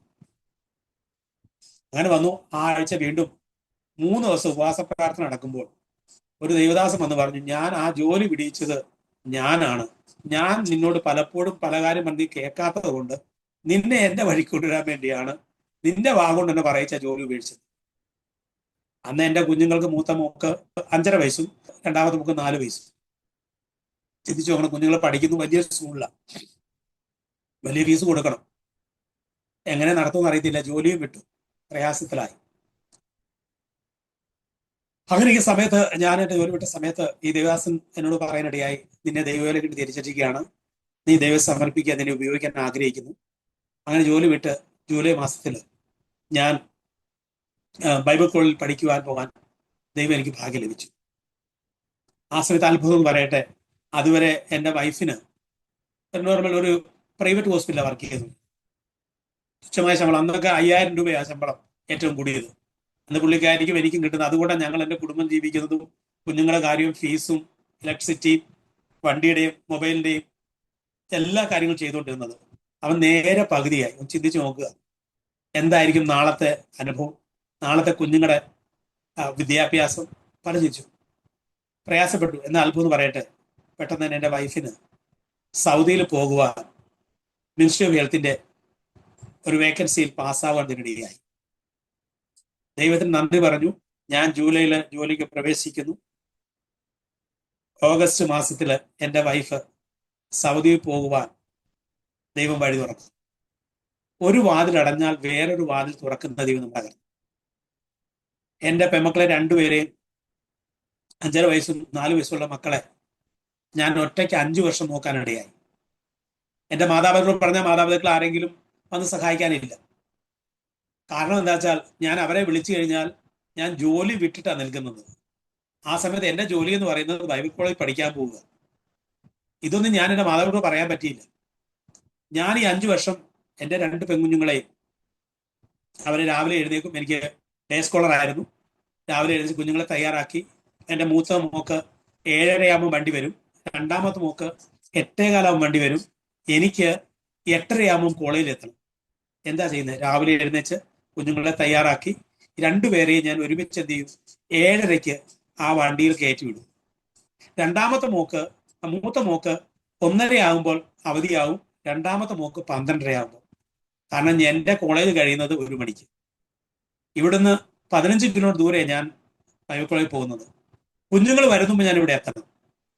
ഞാൻ സ്കൂളിൽ ചെന്ന് പറഞ്ഞു, സാറേ കാരണം ഇങ്ങനെയാണ്, ഞാനിങ്ങനെ ഒരു കാര്യം ചെയ്യുന്നതുകൊണ്ട് എനിക്ക് സമയത്ത് വരാൻ പറ്റില്ല. എൻ്റെ ഇളയ മോളെ 1.5 മണിക്കൂറത്തേക്ക് നിങ്ങൾ സ്കൂളിൽ തന്നെ ഇരുത്തണം, മൂത്ത മോളെ കൂടെ വിട്ടാൽ മതി. അങ്ങനെ ആ കുഞ്ഞ് 2 മണിക്കാണ് 2 പേരും വീട്ടിലെത്താൻ. അതിനു മുമ്പ് ഞാൻ അവിടുന്ന് കോളേജ് കഴിഞ്ഞ് ഓടി തിരിച്ച് ഇവിടെ എത്തും. ഞാൻ ഈ കുഞ്ഞുങ്ങളെ രാവിലെ അവരുടെ കാര്യങ്ങളെല്ലാം ക്രമീകരിക്കും. അങ്ങനെ ആകുമ്പോഴത്തേക്ക് ആരും നമ്മളെ വിശ്വാസി കൊണ്ടുവന്നവരോ നമ്മളെ സുവിശേഷം പറഞ്ഞവരോ ഒന്നും നമുക്ക് അന്ന് കൂടെ നിൽക്കത്തില്ല. അത് വേറൊരു കാര്യം. കാരണം അവർക്ക് കുടുംബമുണ്ട്, കുഞ്ഞുങ്ങളുണ്ട്, അവരെ കുറ്റം പറഞ്ഞിട്ട് കാര്യമില്ല. ഞാൻ ഒറ്റയ്ക്കാന്ന് പറഞ്ഞാലും ഇരട്ടയ്ക്കാന്ന് പറഞ്ഞാലും ഒരു വാക്കുകൊണ്ടല്ലാതെ വേറെ രീതിയിൽ സഹായിക്കാൻ ആർക്കും പറ്റത്തില്ല. അത് അവരുടെ കുറവല്ല. അതല്ല എൻ്റെ ജീവിതത്തിൽ ദൈവത്തെ രുചിച്ചറിയാൻ. അങ്ങനെ ഞാൻ എൻ്റെ കുഞ്ഞുങ്ങളെ എടുത്തു. അപ്പം ദൈവാസം പറഞ്ഞു, പാസ്റ്റേ നിങ്ങൾ ബൈബിൾ കോളേജ് പഠിക്കുക, വെറുതെ ഇരുന്നാൽ പറ്റത്തില്ല, നമുക്ക് സുവിശേഷം പറയണം.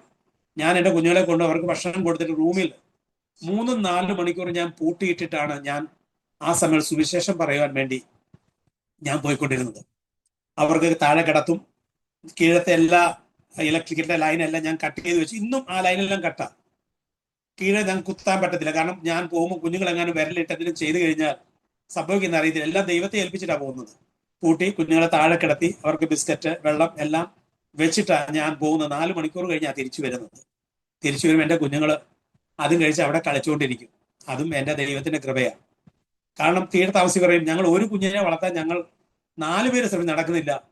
നിന്റെ വലിയൊരു കഴിവാണല്ലോ, നീ 2 പെൺകുഞ്ഞുങ്ങളെ, കൊച്ചു കുഞ്ഞുങ്ങളെ നീ രാവിലെ എഴുന്നേൽച്ച് അവരെ കുളിപ്പിച്ച് ഒരുക്കി തയ്യാറാക്കി അവരെ വിടുകയും അവർക്ക് ഭക്ഷണം കൊടുക്കുകയും തിരിച്ചു കൊണ്ടുവരികയും അവർക്ക് വേണ്ട കാര്യങ്ങൾ ചെയ്യും. അതിനുശേഷം ഈ കാര്യങ്ങളൊക്കെ ചെയ്യുന്നത് വലിയ അതിശയമാണ്. ഇത് ഞാൻ ചെയ്തതല്ല. ഒരു ദൈവം പറഞ്ഞില്ലേ, എൻ്റെ കൂടെ ഇരിക്കാൻ ഒരു വാഗ്ദത്തം പറഞ്ഞില്ലേ, ആ ദൈവം എന്നെ ചെയ്യും. ഇന്ന് ഞാൻ ഓർക്കും, പലപ്പോഴും എൻ്റെ കണ്ണിൽ നിന്ന് കണ്ണീര് വരും. എൻ്റെ കുഞ്ഞുങ്ങളെ ഞാൻ എങ്ങനെയാ വളർത്തിയെന്ന് എനിക്കറിയത്തില്ല, എങ്ങനെയാ പഠിപ്പിച്ചെന്ന് എനിക്കറിയത്തില്ല. അതെല്ലാം നടത്തിയത് എൻ്റെ ദൈവമാണ്. യഹോവ നല്ലവെന്ന രുചിച്ചറിയാൻ ഭാഗ്യം ലഭിച്ചു. ആ കുഞ്ഞുങ്ങളെ ഞാൻ എവിടെയെങ്കിലും പോകുമ്പോൾ വൈകിട്ട് മീറ്റിംഗ് ഉണ്ടെങ്കിൽ സുശേഷ ബൈക്ക് ഞാൻ എന്ത് അറിയോ, എൻ്റെ ബൈക്കിൽ ഇളയ കുഞ്ഞിനെ മുമ്പിലിരുത്തി മോളെ ഞാൻ പുറകെ ഇരുത്തിയിട്ട് ഒരു ചുന്നി എടുത്ത് കെട്ടു. കാരണം ഈ കുഞ്ഞുങ്ങൾ തളർന്നിരിക്കുക, യാത്രയിൽ ഉറങ്ങിപ്പോകും. കാരണം എനിക്ക് പോയേ പറ്റുള്ളൂ. ഞാൻ ഈ കുഞ്ഞുങ്ങളെ കെട്ടിക്കൊണ്ടാണ് ഞാൻ പലയിടത്തും മീറ്റിങ്ങിന് കടന്നു പോകും. തിരിച്ചു വരുമ്പോൾ കുഞ്ഞുങ്ങൾ ഉറങ്ങിക്കിടക്കും. പതുക്കെ ഉണർത്തിയിട്ട് ഞാൻ കെട്ട് അഴിച്ചിട്ട് അവരെ അവിടെ ഇറക്കി, അങ്ങനെയാണ് കുഞ്ഞുങ്ങളെ കൊണ്ടുവന്നത്. അന്നും എന്നെ ആരും അങ്ങനെയൊന്നും സഹായിപ്പാൻ യേശു അല്ലാതെ, ഈ രുചിച്ചറിഞ്ഞ ദൈവമല്ലാതെ അന്നും ഇന്നും ഇല്ലായിരുന്നു. അങ്ങനെ എൻ്റെ വൈഫ് കടന്നുപോയി. നവംബർ മാസമായപ്പോൾ എൻ്റെ മൂത്ത മോക്ക് പെട്ടെന്ന് ന്യൂമോണിയ അനുഭവം, പനിയായി. രാത്രി നോക്കുമ്പോൾ കുഞ്ഞിന് 103 ഡിഗ്രി ടെമ്പറേച്ചർ. ദൈവമേ, ഞാൻ എന്ത് ചെയ്യും? വളരെ ഭാരപ്പെട്ടു. അന്ന് എൻ്റെ നടുവും വെട്ടി. ഈ കുഞ്ഞിനെ ഒന്ന്, അന്ന് ഭയങ്കര തണുപ്പ്, ഈ കുഞ്ഞിനെ ഒന്ന് ചെക്ക് ചെയ്യാൻ പോലും മീറ്റർ വെച്ച് മീറ്റർ വെച്ച് ചെക്ക് ചെയ്യാൻ പറ്റുന്ന എത്ര ടെമ്പറേച്ചർ ഉണ്ട് നോക്കാൻ പറ്റാത്ത അനുഭവം. വളരെ ഭാരപ്പെട്ടു. ഞാൻ ആ സമയത്ത് രാവിലെ വിളിച്ച് എൻ്റെ ഒരു വിശ്വാസിയോട് പറഞ്ഞു, ഇങ്ങനെ ഞാൻ ഭാരപ്പെട്ട് കിടക്കുക. അപ്പൊ എന്നോട്, പാസ്റ്റർ വിഷമിക്കണ്ട, ഞങ്ങൾ രാവിലെ വരാം, ഞങ്ങൾ ചെയ്യാം. പക്ഷെ അവർ രാവിലെ വന്നില്ല. അന്ന് വൈകിട്ട് മീറ്റിംഗ് ഉണ്ടായിരുന്നു. ആ മീറ്റിങ്ങിൽ ഞാൻ ഈ നടുവെട്ടിയ ഞാനും എല്ലാം പോയി പ്രാർത്ഥിച്ചു. അദ്ദേഹം പറഞ്ഞു, ഞാൻ വൈകിട്ട് വന്ന് തിരുമ്പി തരാം. അദ്ദേഹം വന്നില്ല. കുഞ്ഞിന് പിന്നെയും ടെമ്പറേച്ചർ കൂടി. ഞാൻ മൂത്ത മോളെയും കൊണ്ട് ഹോസ്പിറ്റലിൽ പോയി. ഹോസ്പിറ്റൽ ടെസ്റ്റ് ചെയ്തപ്പോൾ ഡോക്ടർ പറഞ്ഞു, നമുക്ക് ന്യൂമോണിയ ആണ്, കുഞ്ഞിനെ അഡ്മിറ്റ് ചെയ്യണം. ഞാൻ പറഞ്ഞു, അഡ്മിറ്റ് ചെയ്യാൻ അവർ അഡ്മിറ്റ് ചെയ്തു. പക്ഷെ കുഞ്ഞുങ്ങളുടെ വാർഡിൽ കിടക്കുന്ന ആരാ? അമ്മമാരാ. അച്ഛന്മാർക്ക് കിടക്കാൻ പറ്റത്തില്ല. എൻ്റെ കുഞ്ഞിനോട് കിടക്കാൻ ആരാ പറ്റുന്ന? ആരും ഇല്ല സഹായിക്കാൻ. ഞാൻ അവിടുത്തെ ഒരു ക്രിസ്ത്യൻ ഹോസ്പിറ്റലാണ്. ഞാൻ അവിടുത്തെ സിസ്റ്ററെ, അവിടെ മമ്മി ഇവിടെ ഇല്ല, അവർ പുറത്താണ്, ഞാനേ ഉള്ളൂ. അത് ബുദ്ധിമുട്ടാണല്ലോ, കാരണം കുഞ്ഞുങ്ങളുടെ വാർഡിൽ ലേഡീസാണ്. പക്ഷെ അവരെന്നോട് കരുണ തോന്നി എന്ത് ചെയ്തു, എനിക്ക് ലേഡീസ് വാർഡിലിട്ട കുഞ്ഞിനെ നോക്കാൻ എനിക്ക് അവസരം തന്നു. എൻ്റെ ഇളയ കുഞ്ഞിനെ പാസ്റ്ററുടെ വീട്ടിലാക്കിയിട്ട് ഞാനാണ് ഹോസ്പിറ്റലിൽ എൻ്റെ കുഞ്ഞിനെ ശുശ്രൂഷിച്ചത്. ഞാൻ പറഞ്ഞു, ദൈവമേ, എന്നെ സഹായിക്കാൻ ആരും നീയേ ഉള്ളൂ. യഹോവ നല്ലവരെന്ന് രുചിച്ചറിയും. ദൈവം ഞാൻ രുചിച്ചറിയാൻ ആഗ്രഹിക്കുന്നു. ദൈവത്തിന്റെ അത്ഭുതം എന്ന് പറയട്ടെ, ദൈവമക്കളെ, ദൈവം എൻ്റെ പ്രാർത്ഥന കേട്ടു. രാവിലെ വന്ന് ഡോക്ടർ ചെക്ക് ചെയ്യുമ്പോൾ പറയുകയാണ്, കുഞ്ഞ് പൂർണ്ണമായി സൗഖ്യമായിരിക്കുന്നു, ഇന്ന് കുഞ്ഞിനെ ഡിസ്ചാർജ് ചെയ്യാം. ആരാ സഹായിച്ചത്? നമ്മൾ വിശ്വാസത്തിൽ വരുമ്പോൾ പലപ്പോഴും നമ്മൾ പ്രതീക്ഷിക്കും അവർ നമ്മളെ സഹായിക്കും, അവർ നമ്മളെ കൂടെ ഇരിക്കും. അത് അവരുടെ കുഴപ്പമല്ല. നമ്മൾ ദൈവത്തിൽ എത്ര വിശ്വസിക്കുന്നു ഉണ്ട് എന്ന് അറിയാനും രുചിച്ചറിയാൻ വേണ്ടി ദൈവം ചെയ്യുന്ന പരിപാടിയാണ്. നമ്മൾ വരുമ്പോൾ, ആ സഹോദരൻ വന്നില്ല, ആ സഹോദരൻ നമുക്ക് വിരോധം തോന്നും. ആ സഹോദരി ഇത്രയും അറിഞ്ഞിട്ട്, പാസ്റ്റർ ഇത്രയും അറിഞ്ഞിട്ട്, പാസ്റ്റാണ്ട് ഇത്രയും അറിഞ്ഞിട്ട് എന്നെ സഹായിച്ചില്ലോ, മാനസികമായി ചിന്തിച്ചിട്ടുണ്ട് ഞാൻ. പക്ഷെ ഇന്ന് എനിക്ക് മനസ്സിലായി, യഹോവ നല്ലവനെന്ന് രുചിച്ചറിയാൻ വേണ്ടി ദൈവം എനിക്ക് വേണ്ടി ചെയ്യുന്ന ഓരോ അത്ഭുത പ്രവൃത്തികളാണ് കർത്താവ് ഇതെന്ന് എനിക്ക് മനസ്സിലാക്കുകയായി. അതുകൊണ്ട് എനിക്ക് ഇവരോട് ആരോടും ഇതുവരെ വിരോധം തോന്നിയിട്ടില്ല. കാരണം ഒറ്റയ്ക്ക് വന്നെങ്കിലും ഞാൻ ഒറ്റയ്ക്കല്ല, എൻ്റെ കൂടെ ഇരിക്കുന്ന ദൈവം കൊണ്ട് ചെയ്യും. അങ്ങനെ കുഞ്ഞുങ്ങളെ സൗഖ്യമാക്കി വളർത്തി. ആ സമയത്താണ് ഞങ്ങൾ കുടുംബമായിട്ട് നാട്ടിൽ കടന്നുപോയി. എൻ്റെ മാതാവിനോ പിതാവിനോ എൻ്റെ സഹോദരനോ ആർക്കും അറിയത്തില്ല ഞാൻ ജോലി വിട്ടെന്നും ഞാൻ സുവിശേഷ വേലയാണെന്നും. 2007 ഞാൻ പാസ് ഔട്ടായി. 2006 മുതൽ ഞാൻ UP തന്നെ ബ്രിജുവാർ സ്ഥലത്ത് ഒരു ശുശ്രൂഷ ആരംഭിക്കാനിടയായി. അവിടെ ഇപ്പോൾ ശുശ്രൂഷ തുടങ്ങി, അനോട് ശുശ്രൂഷ പറയടിയായി. അങ്ങനെ 2007 ഞാൻ പാസ് ഔട്ടായി. 2008 കഴിഞ്ഞ് ഞാൻ നാട്ടിൽ ചെല്ലുമ്പോൾ എൻ്റെ കുഞ്ഞുങ്ങളോട് ഞാൻ മാതാപിതാക്കളൊന്നും പറഞ്ഞിട്ടില്ല. കാരണം അന്ന് അവരോട് ചോദിക്കുമ്പോൾ ഞാൻ അവരോട് പറയുന്നത് ഞാൻ ഉദ്യോഗമാണെന്നാണ് പറഞ്ഞത്. കാരണം കൊലോസ് ലേഖനം 1-ാം 25-ാം വാക്യം, നിങ്ങൾക്ക് വേണ്ടി ദൈവം എനിക്ക് നൽകിയിരിക്കുന്ന ഉദ്യോഗപ്രകാരം ദൈവവചനത്തിനെതിരാ നിവൃത്തീകരണത്തിന് വേണ്ടി ഞാൻ സുവിശേഷം അറിയിക്കുന്ന ഒരു വചനമുണ്ട്. അതുകൊണ്ട് ഞാൻ കള്ളല്ല പറഞ്ഞു. എൻ്റെ അമ്മയോട് പറഞ്ഞു ഞാൻ ഉദ്യോഗത്തിലാണ്, ഞാൻ ജോലിയിലാണെന്ന് ഞാൻ പറഞ്ഞിരിക്കുന്നത്.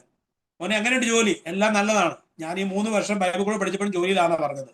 ആ സമയത്ത് സുവിശേഷം വരെ ചെയ്യുന്നുണ്ട്. എൻ്റെ വീട്ടുകാർക്കോ എൻ്റെ സഹോദരങ്ങൾക്കോ എൻ്റെ ബന്ധുവച്ചക്കാർക്കോ എൻ്റെ വൈഫിന്റെ കുടുംബത്തിൽ ആർക്കും അറിയത്തില്ല ഞാൻ ജോലി വിട്ട് സുവിശേഷ വേലയ്ക്ക്. കാരണം കർത്താവിന്റെ വരവുണ്ട്.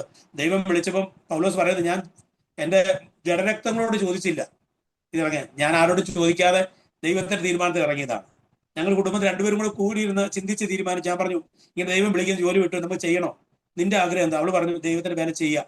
ഞങ്ങൾ ഒരുമിച്ച് തീരുത്ത തീരുമാനമാണ്. പോയി നാട്ടിൽ പോയി കുഞ്ഞുങ്ങളെല്ലാം കണ്ടു. എല്ലാം കഴിഞ്ഞപ്പോൾ എൻ്റെ മൂത്ത മോൾ ഏകദേശം ഞാൻ ശുശ്രൂഷയ്ക്ക് എത്തി 6 വർഷം കഴിഞ്ഞാണ് എൻ്റെ മാതാപിതാക്കൾ അറിയുന്നത് ഞാൻ ജോലിയില്ല, ഞാനൊരു സുവിശേഷകനാണെന്ന് അറിയുന്നത് 6 വർഷം കഴിഞ്ഞു. അത് എൻ്റെ മോള് പറഞ്ഞ അറിയുന്നത്. അവള് പറഞ്ഞു എൻ്റെ പപ്പ പാസ്റ്ററാണ്.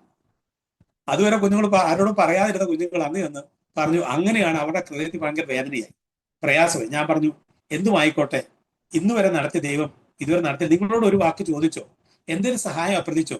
കാരണം ഈ വിളിച്ച ദൈവം വിശ്വസനായതുകൊണ്ട് അന്ത്യത്തോളം നടത്താൻ ശക്തനാ ദൈവമാണ്.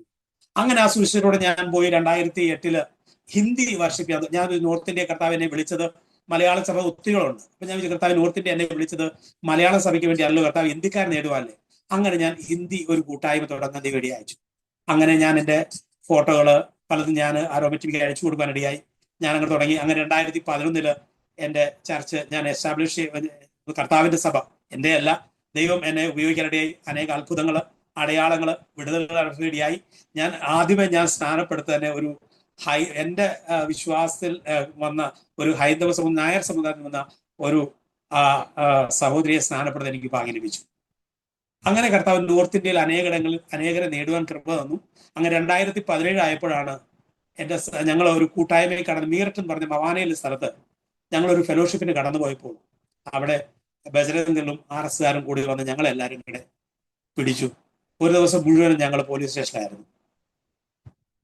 പ്രതികൂലങ്ങൾ UP-യിൽ വർദ്ധിക്കുന്ന സമയത്ത് അന്ന് ഞങ്ങള് മുഴുവൻ രാത്രിയിൽ എൻ്റെ വൈഫിനോട് പറഞ്ഞില്ല, കാരണം അവള് പേടിക്കും. ഞാൻ പറഞ്ഞു, ഇവിടെ നിന്ന് മീറ്റിംഗ് കൊണ്ടിരിക്കുകയാണ്.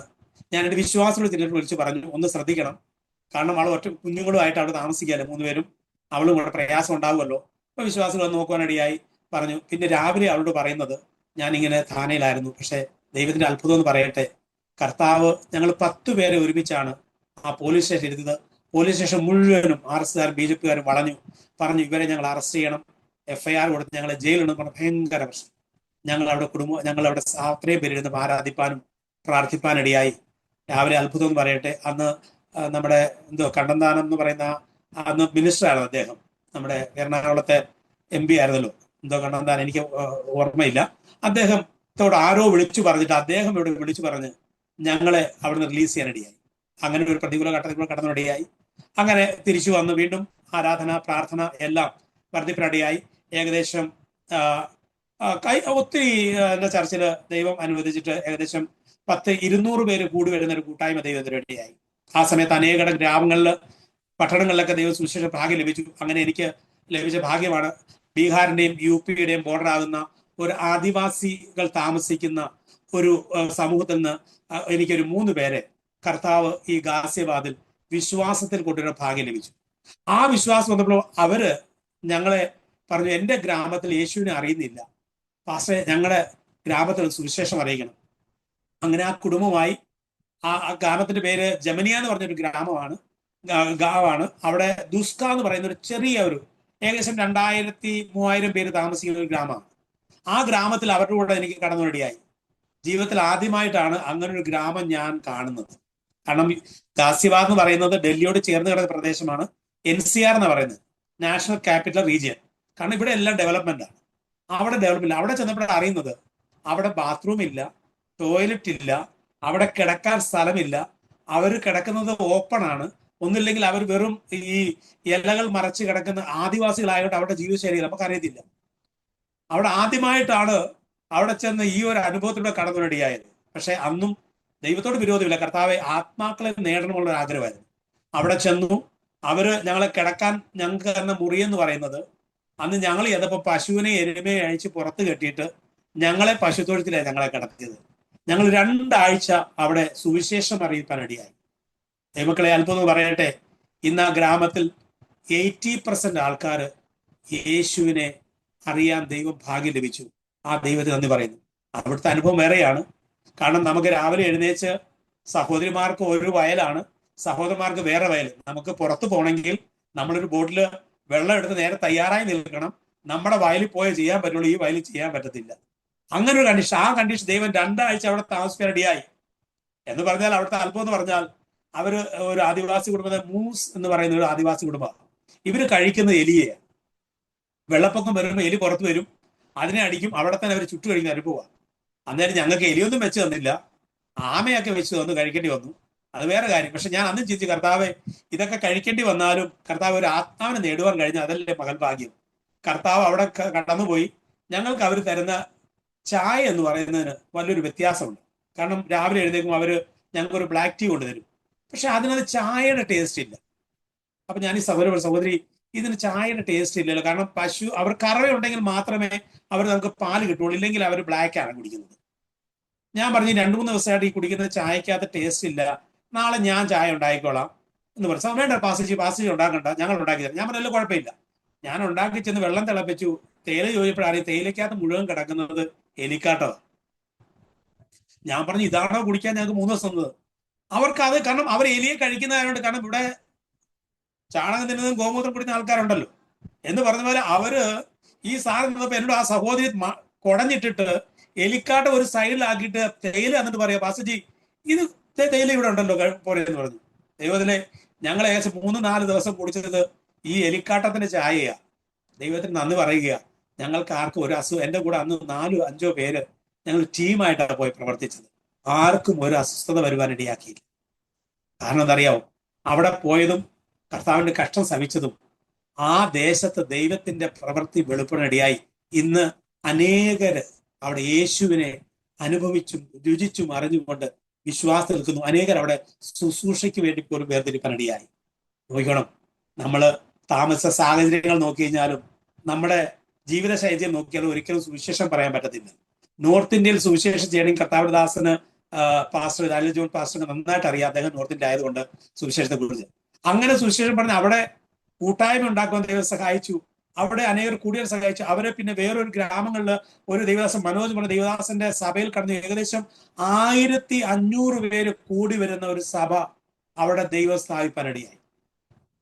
ഞാനല്ല, കർത്താവ് സ്ഥാപിച്ചത്, നിയോഗിച്ച് ഞാനല്ല, ദൈവം അവിടെ സ്ഥാപിച്ച് അവിടെ എല്ലാവരും കൂട്ടമായി വളരെ അനുഗ്രഹമായി പോകുന്നു. അപ്പം ദൈവം അത്ഭുതം ചെയ്തു. അതിനുശേഷമാണ് നമ്മുടെ ഉത്തർപ്രദേശിൽ ഇങ്ങനെ മതപരിവർത്തന നിയമങ്ങൾ കടന്നു വരികയും പ്രശ്നമുണ്ടായും ഞാൻ ശുശ്രൂഷ ചർച്ച് 3 പ്രാവശ്യം അടക്കാനിടയായി. 3 പ്രാവശ്യം ഞങ്ങളുടെ ചർച്ചിനെ അറ്റാക്ക് ചെയ്യാനിടയായി. ഞങ്ങൾ ഏകദേശം 200-250 പേര് കൂടി വരുന്ന സഭയായിരുന്നു. അനേകരെ സ്നാനപ്പെടുത്തുവാനും രക്ഷയിലേക്ക് കൊണ്ടുവരുവാനൊക്കെ ദൈവം ഭാഗ്യം തന്നു. ഇന്നും അനേകർ വിശ്വാസം നിൽക്കുന്നു. ഇന്ന് ഞങ്ങളുടെ കൂട്ടായ്മ നടക്കുന്നത് ഓൺലൈനാണ്. കാരണം ഞങ്ങൾക്കൊരു ഹാള് തരാൻ ആരും തയ്യാറല്ല. ഞാൻ അസംബ്ലീസിനോട് ചേർന്നാണ് പ്രവർത്തിക്കുന്നത്. ഞാൻ ഓൺലൈൻ പാസ്റ്ററാണ്. പക്ഷെ ഇന്ന് ഞങ്ങളുടെ ചർച്ച് നടക്കുന്ന ഓൺലൈനാണ്. നിങ്ങൾ വീണ്ടും പ്രാർത്ഥിക്കുക. ഞങ്ങൾ വിശ്വസിക്കുന്ന വീണ്ടും കർത്താവ് ഞങ്ങളെ വീണ്ടും പുനഃസ്ഥാപിക്കാൻ പോകുന്നു. UP ഒരു റിവൈവലിന് വേണ്ടി ഞങ്ങൾ പ്രാർത്ഥിച്ചുകൊണ്ടിരിക്കുകയാണ്. ദൈവം നടത്തുന്നു. ശുശ്രൂഷയ്ക്കൊന്നും കുറവില്ല. ആത്മാക്കൾ വിശ്വാസി വരുന്നതിന് കുറവില്ല. കടന്നു പോകുന്ന ദൈവം പ്രവർത്തിക്കുന്നതിന് കുറവില്ല. ഇന്നും നമ്മുടെ കർത്താവ് ജീവിക്കുന്നു. ഇന്നും ദൈവം കർത്താവ് പ്രവർത്തിക്കുന്നു. എവിടെ അടഞ്ഞെന്ന് പറഞ്ഞാലും സ്വർഗം അടയ്ക്കാതെ ഒന്നിനെ ആർക്കും അടയ്ക്കാൻ കഴിയില്ല.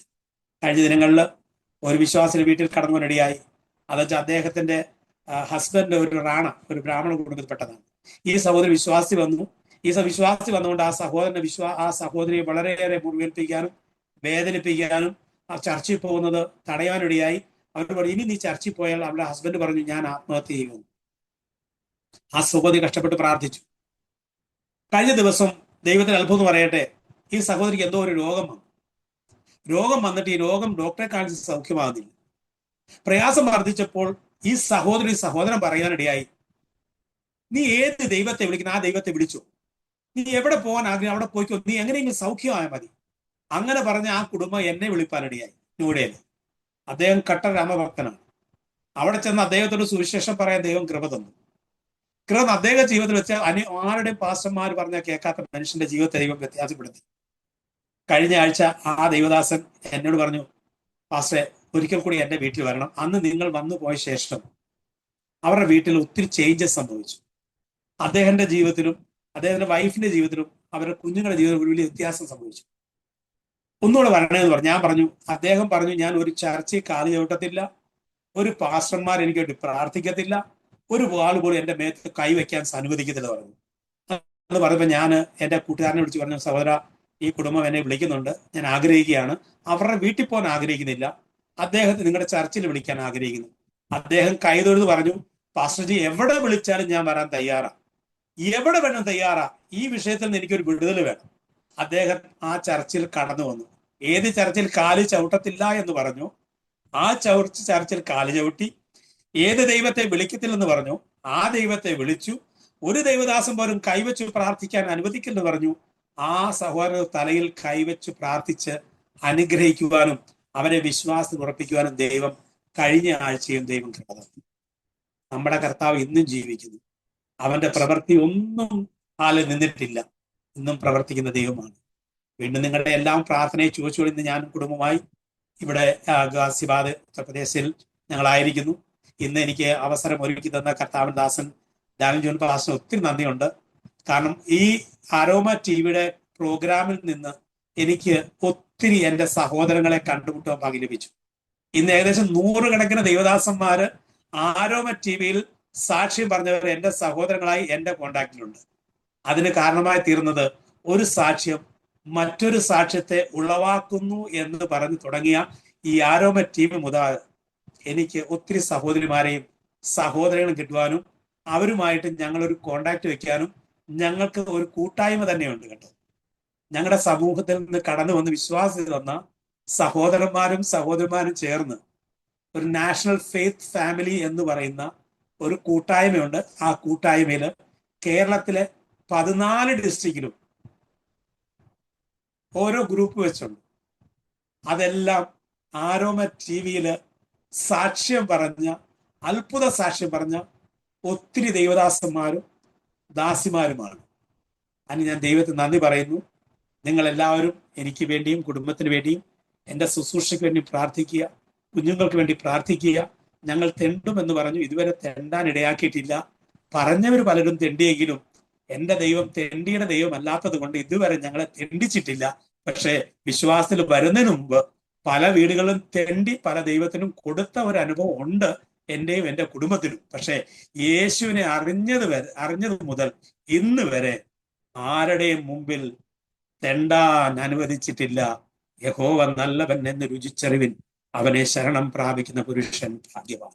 ഇന്നെൻ്റെ സാക്ഷ്യം കേട്ട ദൈവമക്കളെ, ഈ വചനത്തെ ഉരുവിടുവാൻ കഴിയുമെങ്കിൽ, ഈ ദൈവത്തെ വിശ്വസിക്കാൻ കഴിയുമെങ്കിൽ, ഈ ദൈവത്തെ വിളിക്കുന്ന ഒരുത്തനും ലജ്ജിപ്പാൻ ഇടയാക്കത്തില്ല. ആരുടെ മുമ്പിലും കർത്താവിന്റെ മുമ്പിൽ മുട്ടുമടക്കിയ ഒരുത്തരെയും മറ്റുള്ള മുമ്പിൽ മുട്ടുമടക്കാൻ ഇടയാകത്തില്ല. ഇന്ന് ഞങ്ങൾ താമസിക്കുന്ന സമൂഹത്തിലായിക്കോട്ടെ, അന്യജാതിയുടെ മധ്യത്തിലായിക്കോട്ടെ, ഒരു ആദരവും ബഹുമാനവും ഈ ദേശത്തും സഭയിലും തന്നിട്ടുണ്ട്. ആ ദൈവത്തിന് ഞാൻ നന്ദി പറയുകയാണ്. ഒരിക്കൽ കൂടി എല്ലാവർക്കും നന്ദി പറയുന്നു. ഈ സാക്ഷ്യം നിങ്ങളുടെ എല്ലാവരുടെ ജീവിതത്തിൽ അനുഗ്രഹമായി തീരട്ടെ എന്ന് ഞാൻ പ്രാർത്ഥിക്കുകയാണ്. ഒരു വാക്യം പ്രാർത്ഥിച്ചുകൊണ്ട് എൻ്റെ ഈ സാക്ഷ്യം ഞാൻ വിരമിക്കാൻ ആഗ്രഹിക്കുന്നു. ഏകനായി മഹാത്ഭുതങ്ങളെ പ്രവർത്തിക്കുന്ന ഞങ്ങളുടെ പരിവരാധികമേ സ്വർഗീയ നല്ല പിതാവേ, അനുഗ്രഹീതമായ നല്ല സമയത്തിന് നന്ദിയോടെ സ്തുതിക്കുന്നു. ദൈവകർത്താവെ, ഞങ്ങളുടെ ദാസൻ ഡാനിൽ ജോൺ പാസ്റ്റർക്കായി പ്രാർത്ഥിക്കുന്നു, ആരോമ ടിവിക്കായി പ്രാർത്ഥിക്കുന്നു. ഈ ഒരു കർത്താവെ മുഖാന്തരം അനേകരുടെ ജീവിതത്തിൽ വിശ്വാസം വർദ്ധിക്കുവാനും അനേകരുടെ ജീവിതത്തിൽ വിടുതലിന് കാരണമായി തീരുവാൻ ഉപയോഗിച്ചതിനായി സ്തോത്രം. വീണ്ടും ഞങ്ങളുടെ ദാസനെയും ടീമിനെയും കർത്താവെ ആരോമ ടിവിയും ദൈവം അനുഗ്രഹിച്ച് അനേകർക്ക് വിടുതലെത്തിക്കാൻ സഹായിക്കണമേ.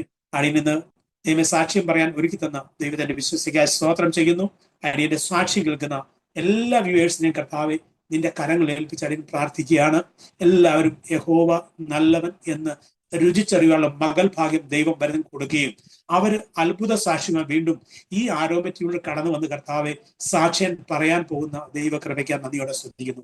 എന്നെയും എൻ്റെ കുടുംബത്തെയും അത്ഭുതമായി അതിശയകരമായി അനുഗ്രഹമായി ഇന്നോളം നടത്തിയ ദൈവം അവരെയും അത്ഭുതവും അതിശയവും നടത്താൻ പോകുന്ന ദൈവകൃപയ്ക്കായി സ്തോത്രം ചെയ്യുന്നു. എന്ന് ഞങ്ങളുടെ പ്രാർത്ഥന ഇടിക്കാൻ സ്തോത്രം, യേശു ക്രിസ്തുവിന്റെ അൻപുള്ള നാമത്തിൽ തന്നെ. ആമേൻ, ആമേൻ. Thank you pastor. ദൈവം ധാരാളം അനുഗ്രഹിക്കട്ടെ. ആരോമ ടിവിക്കും കർത്താവിൻ ദാസൻ ഡാനിയൽ ജോൺ പാസ്റ്റർക്കും എന്റെ ഹൃദയംഗമായ വന്ദനത്തെ അറിയിക്കുന്നു. നന്ദി. ദൈവം ധാരാളം അനുഗ്രഹിക്കട്ടെ. God bless. ആമേൻ, ആമേൻ, ആമേൻ. താങ്ക് യു കർത്താവിൻ്റെ ദാസൻ പ്രിയ സുനിൽകുമാർ അവറുകൾ.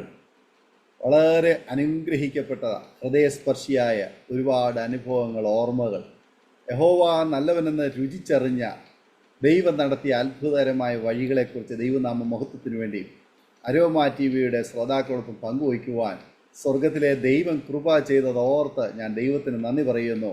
ദൈവഭൃത്യനുള്ളതായ നന്ദിയും ഈ തരുണത്തിൽ അറിയിക്കുന്നു.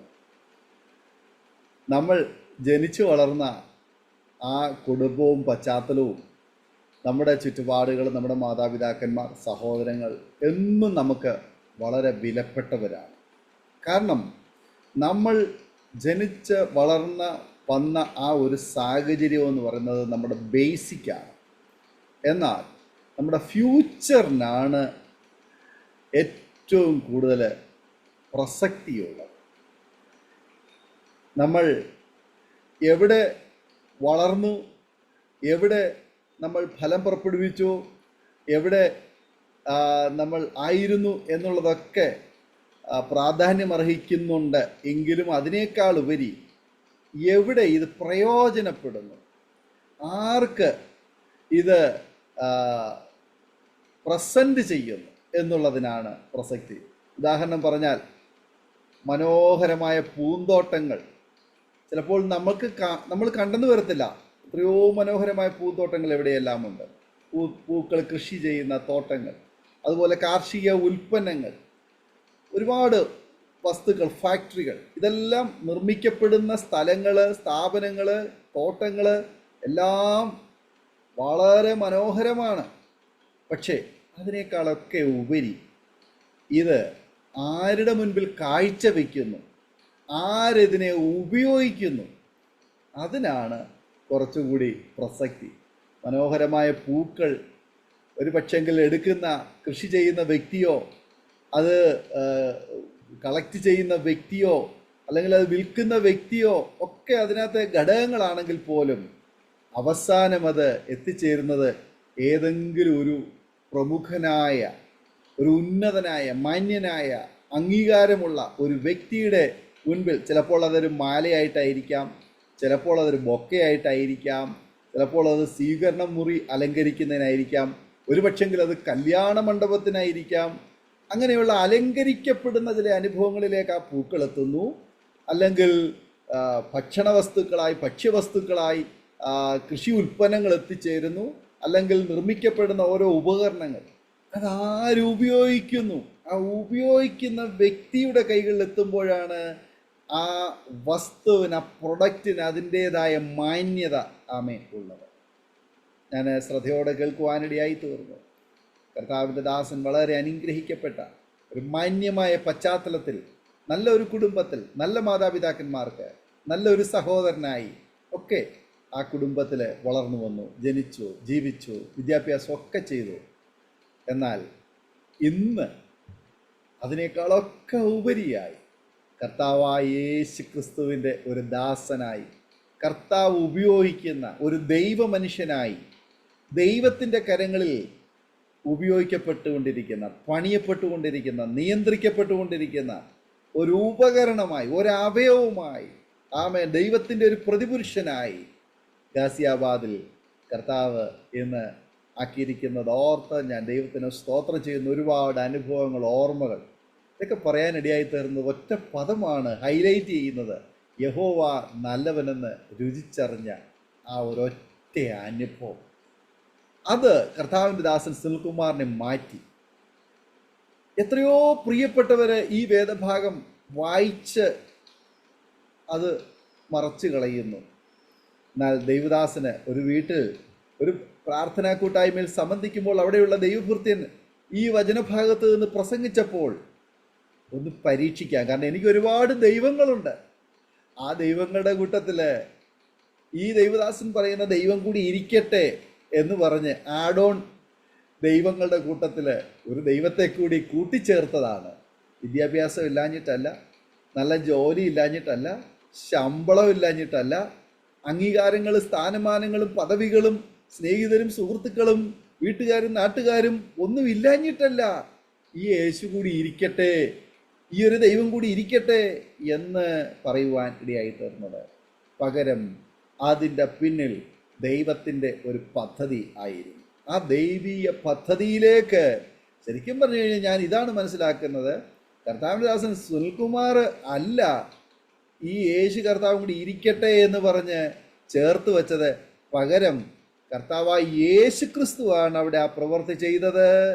ആമേൻ. ലക്ഷോപലക്ഷം വിശുദ്ധന്മാരോടുകൂടെ ഈ എൻ്റെ മകൻ സുനിൽകുമാർ കൂടി ഇരിക്കട്ടെ എന്ന് പറഞ്ഞ് കർത്താവ് തിരഞ്ഞെടുക്കുകയായിരുന്നു. പലപ്പോഴും നമ്മൾ പറയാറുണ്ട് നമ്മൾ തിരഞ്ഞെടുത്ത്. അല്ല, നമ്മളല്ല തിരഞ്ഞെടുത്ത്, നമ്മളൊന്നുമല്ല. ദൈവം നമ്മെ തിരഞ്ഞെടുത്തു. ദൈവം നമ്മെ ആക്കി വച്ചിരിക്കുന്നു. യോഹന്നാന്റെ സുവിശേഷം 15-ാം അധ്യായം 16-ാം വാക്യത്തിൽ പറയുന്നത് പോലെ, നിങ്ങൾ എന്നെ തിരഞ്ഞെടുത്തു എന്നല്ല, ഞാൻ നിങ്ങളെ തിരഞ്ഞെടുത്തു, ഞാൻ നിങ്ങളെ ആക്കി വെച്ചുമിരിക്കുന്നു. എന്തിനു വേണ്ടിയിട്ട്? നിങ്ങൾ പോയി ഫലം കായ്ക്കേണ്ടതിനും നിങ്ങളുടെ ഫലം നിലനിൽക്കേണ്ടതിനും കർത്താവ് നമ്മെ തിരഞ്ഞെടുത്ത് കർത്താവ് നമ്മെ ആക്കി വെച്ചിരിക്കുന്ന ആ ഒരു അനുഭവത്തിലേക്ക് പ്രിയ കർത്താവിൻ്റെ ദാസനെ ദൈവം തിരഞ്ഞെടുക്കുവാൻ, കർത്താവ് ആക്കി വയ്ക്കുവാൻ, കർത്താവിന് വേണ്ടി ഫലം പുറപ്പെടുവിക്കുവാൻ ദൈവം ഇന്ന് ഉപയോഗിച്ചു കൊണ്ടിരിക്കുന്നു. അതെ, അരോമ ടിവിയുടെ മാന്യ ശ്രോതാക്കളെ, ഈ ദൈവഭൃത്യൻ്റെ ജീവിതാനുഭവം സാക്ഷ്യം തികച്ചും വ്യത്യസ്തമായ ഒരുപാട് അനുഭവങ്ങളുടെ ഓർമ്മകളാണ്. ദൈവം ഒരു വ്യക്തിയെ തിരഞ്ഞെടുത്ത് ദൈവം ആക്കി വയ്ക്കുന്ന, ദൈവത്തിന് വേണ്ടി ഫലം പുറപ്പെടുവിക്കുന്ന ഒരുപാട് സാക്ഷ്യം, ഒരുപാട് അനുഭവങ്ങൾ നമുക്ക് കേൾക്കുവാനിടയായി തീർന്നു. തീർച്ചയായിട്ടും അരോമ ടിവിയുടെ പ്രേക്ഷകർക്ക് വലിയ അനുഗ്രഹം, ഒരു ചലഞ്ച് ആയി തീർന്നു എന്ന് ഞാൻ പൂർണ്ണമായി വിശ്വസിക്കുകയാണ്. ദൈവഭൃത്തിനെ ദൈവം അനുഗ്രഹിക്കട്ടെ, കുടുംബത്തെ അനുഗ്രഹിക്കട്ടെ. കർത്താവിൻ്റെ വേലയ്ക്ക് വേണ്ടി ശക്തമായി കർത്താവിന് വേണ്ടി നിൽക്കുവാൻ, ഓടുവാൻ സൗഖ്യം, ആരോഗ്യം, ദീർഘായുസ്സും ദൈവം തരട്ടെ എന്ന് തരണത്തിൽ ഞങ്ങൾ ആശംസിക്കുകയും പ്രാർത്ഥിക്കുകയും ചെയ്യുന്നു. അപ്പോൾ തന്നെ പ്രേക്ഷകർക്ക് ഈ സാക്ഷ്യം അനുഗ്രഹമായി തീർന്നുവെങ്കിൽ നിങ്ങളുടെ പ്രിയപ്പെട്ടവർക്ക്, സുഹൃത്തുക്കൾ കൂടി ഷെയർ ചെയ്ത് കൊടുക്കുക. അവരും കേട്ട് അനുഗ്രഹിക്കപ്പെട്ട് അതിലൂടെ ദൈവനാമം മഹിമപ്പെടുവാൻ ആമേൻ ഇടയായിത്തീരുമല്ലോ. മാത്രമല്ല, നിങ്ങളുടെ വിലയേറിയ അഭിപ്രായങ്ങളും നിർദ്ദേശങ്ങളും കമൻറ്റ് ബോക്സിൽ രേഖപ്പെടുത്താവുന്നതാണ്. നിങ്ങൾക്കൊരു പ്രാർത്ഥനാ വിഷയമുണ്ടെങ്കിൽ സ്ക്രീനിൽ കാണുന്ന വാട്സാപ്പ് നമ്പറിൽ ഞങ്ങളെ അറിയിക്കുക. ഞങ്ങൾ നിങ്ങൾക്ക് വേണ്ടി വിശേഷിച്ചാൽ പ്രാർത്ഥിക്കും. എല്ലാ തിങ്കളാഴ്ചയും രാത്രി 9 മണി മുതൽ അരോമ ടിവിയുടെ ശ്രോതാക്കൾ കൊണ്ട് വിശേഷിച്ചാൽ പ്രാർത്ഥന നടന്നു വരുന്നു. ആമേൻ. നിങ്ങൾക്കും അതിൽ സംബന്ധിക്കാവുന്നതാണ്. അടുത്ത അനുഗ്രഹിക്കപ്പെട്ട സാക്ഷ്യവും വചനചിന്തയുമായി വീണ്ടും കൂടി കാണുമ്പോഴേയും എല്ലാ പ്രിയപ്പെട്ടവർക്കും good bye. God bless you all. ഓർമ്മയുടെ മനോരഥത്തിൽ മായാത്ത ഓർമ്മയ്ക്കായി അരോമ മാട്രിമോണിയിൽ നിന്നും ജീവിത പങ്കാളിയെ കണ്ടെത്തൂ. നിങ്ങൾ ഒരു ക്രിസ്തീയ ജീവിത പങ്കാളിയെ അന്വേഷിക്കുകയാണോ? അതോ മക്കൾക്ക് അനുയോജ്യമായ ഒരു തക്ക തുണയ്ക്ക് വേണ്ടി പ്രാർത്ഥിക്കുന്ന വ്യക്തിയാണോ? എങ്കിൽ അരോമ മാട്രിമോണി നിങ്ങൾക്ക് വേണ്ടിയാണ്. ഇന്നു തന്നെ സൗജന്യമായി രജിസ്റ്റർ ചെയ്യൂ. അരോമ മാട്രിമോണിയുടെ പ്രത്യേകതകൾ: രജിസ്ട്രേഷൻ തികച്ചും സൗജന്യം. ലോകത്തെവിടെയുമുള്ള അനുയോജ്യമായ ക്രിസ്തീയ ജീവിത പങ്കാളിയെ തിരഞ്ഞെടുക്കാം. വിവാഹം നടക്കുന്നതുവരെ സർവീസ് ലഭിക്കുന്നു. ഏറ്റവും ചെറിയ പാക്കേജുകളും തിരഞ്ഞെടുക്കാം. അരോമ മാട്രിമോണി നിങ്ങൾക്കായി ഒരുക്കുന്നു വിവാഹം പരമാനന്ദം. Email aroma matrimony2020@gmail.com.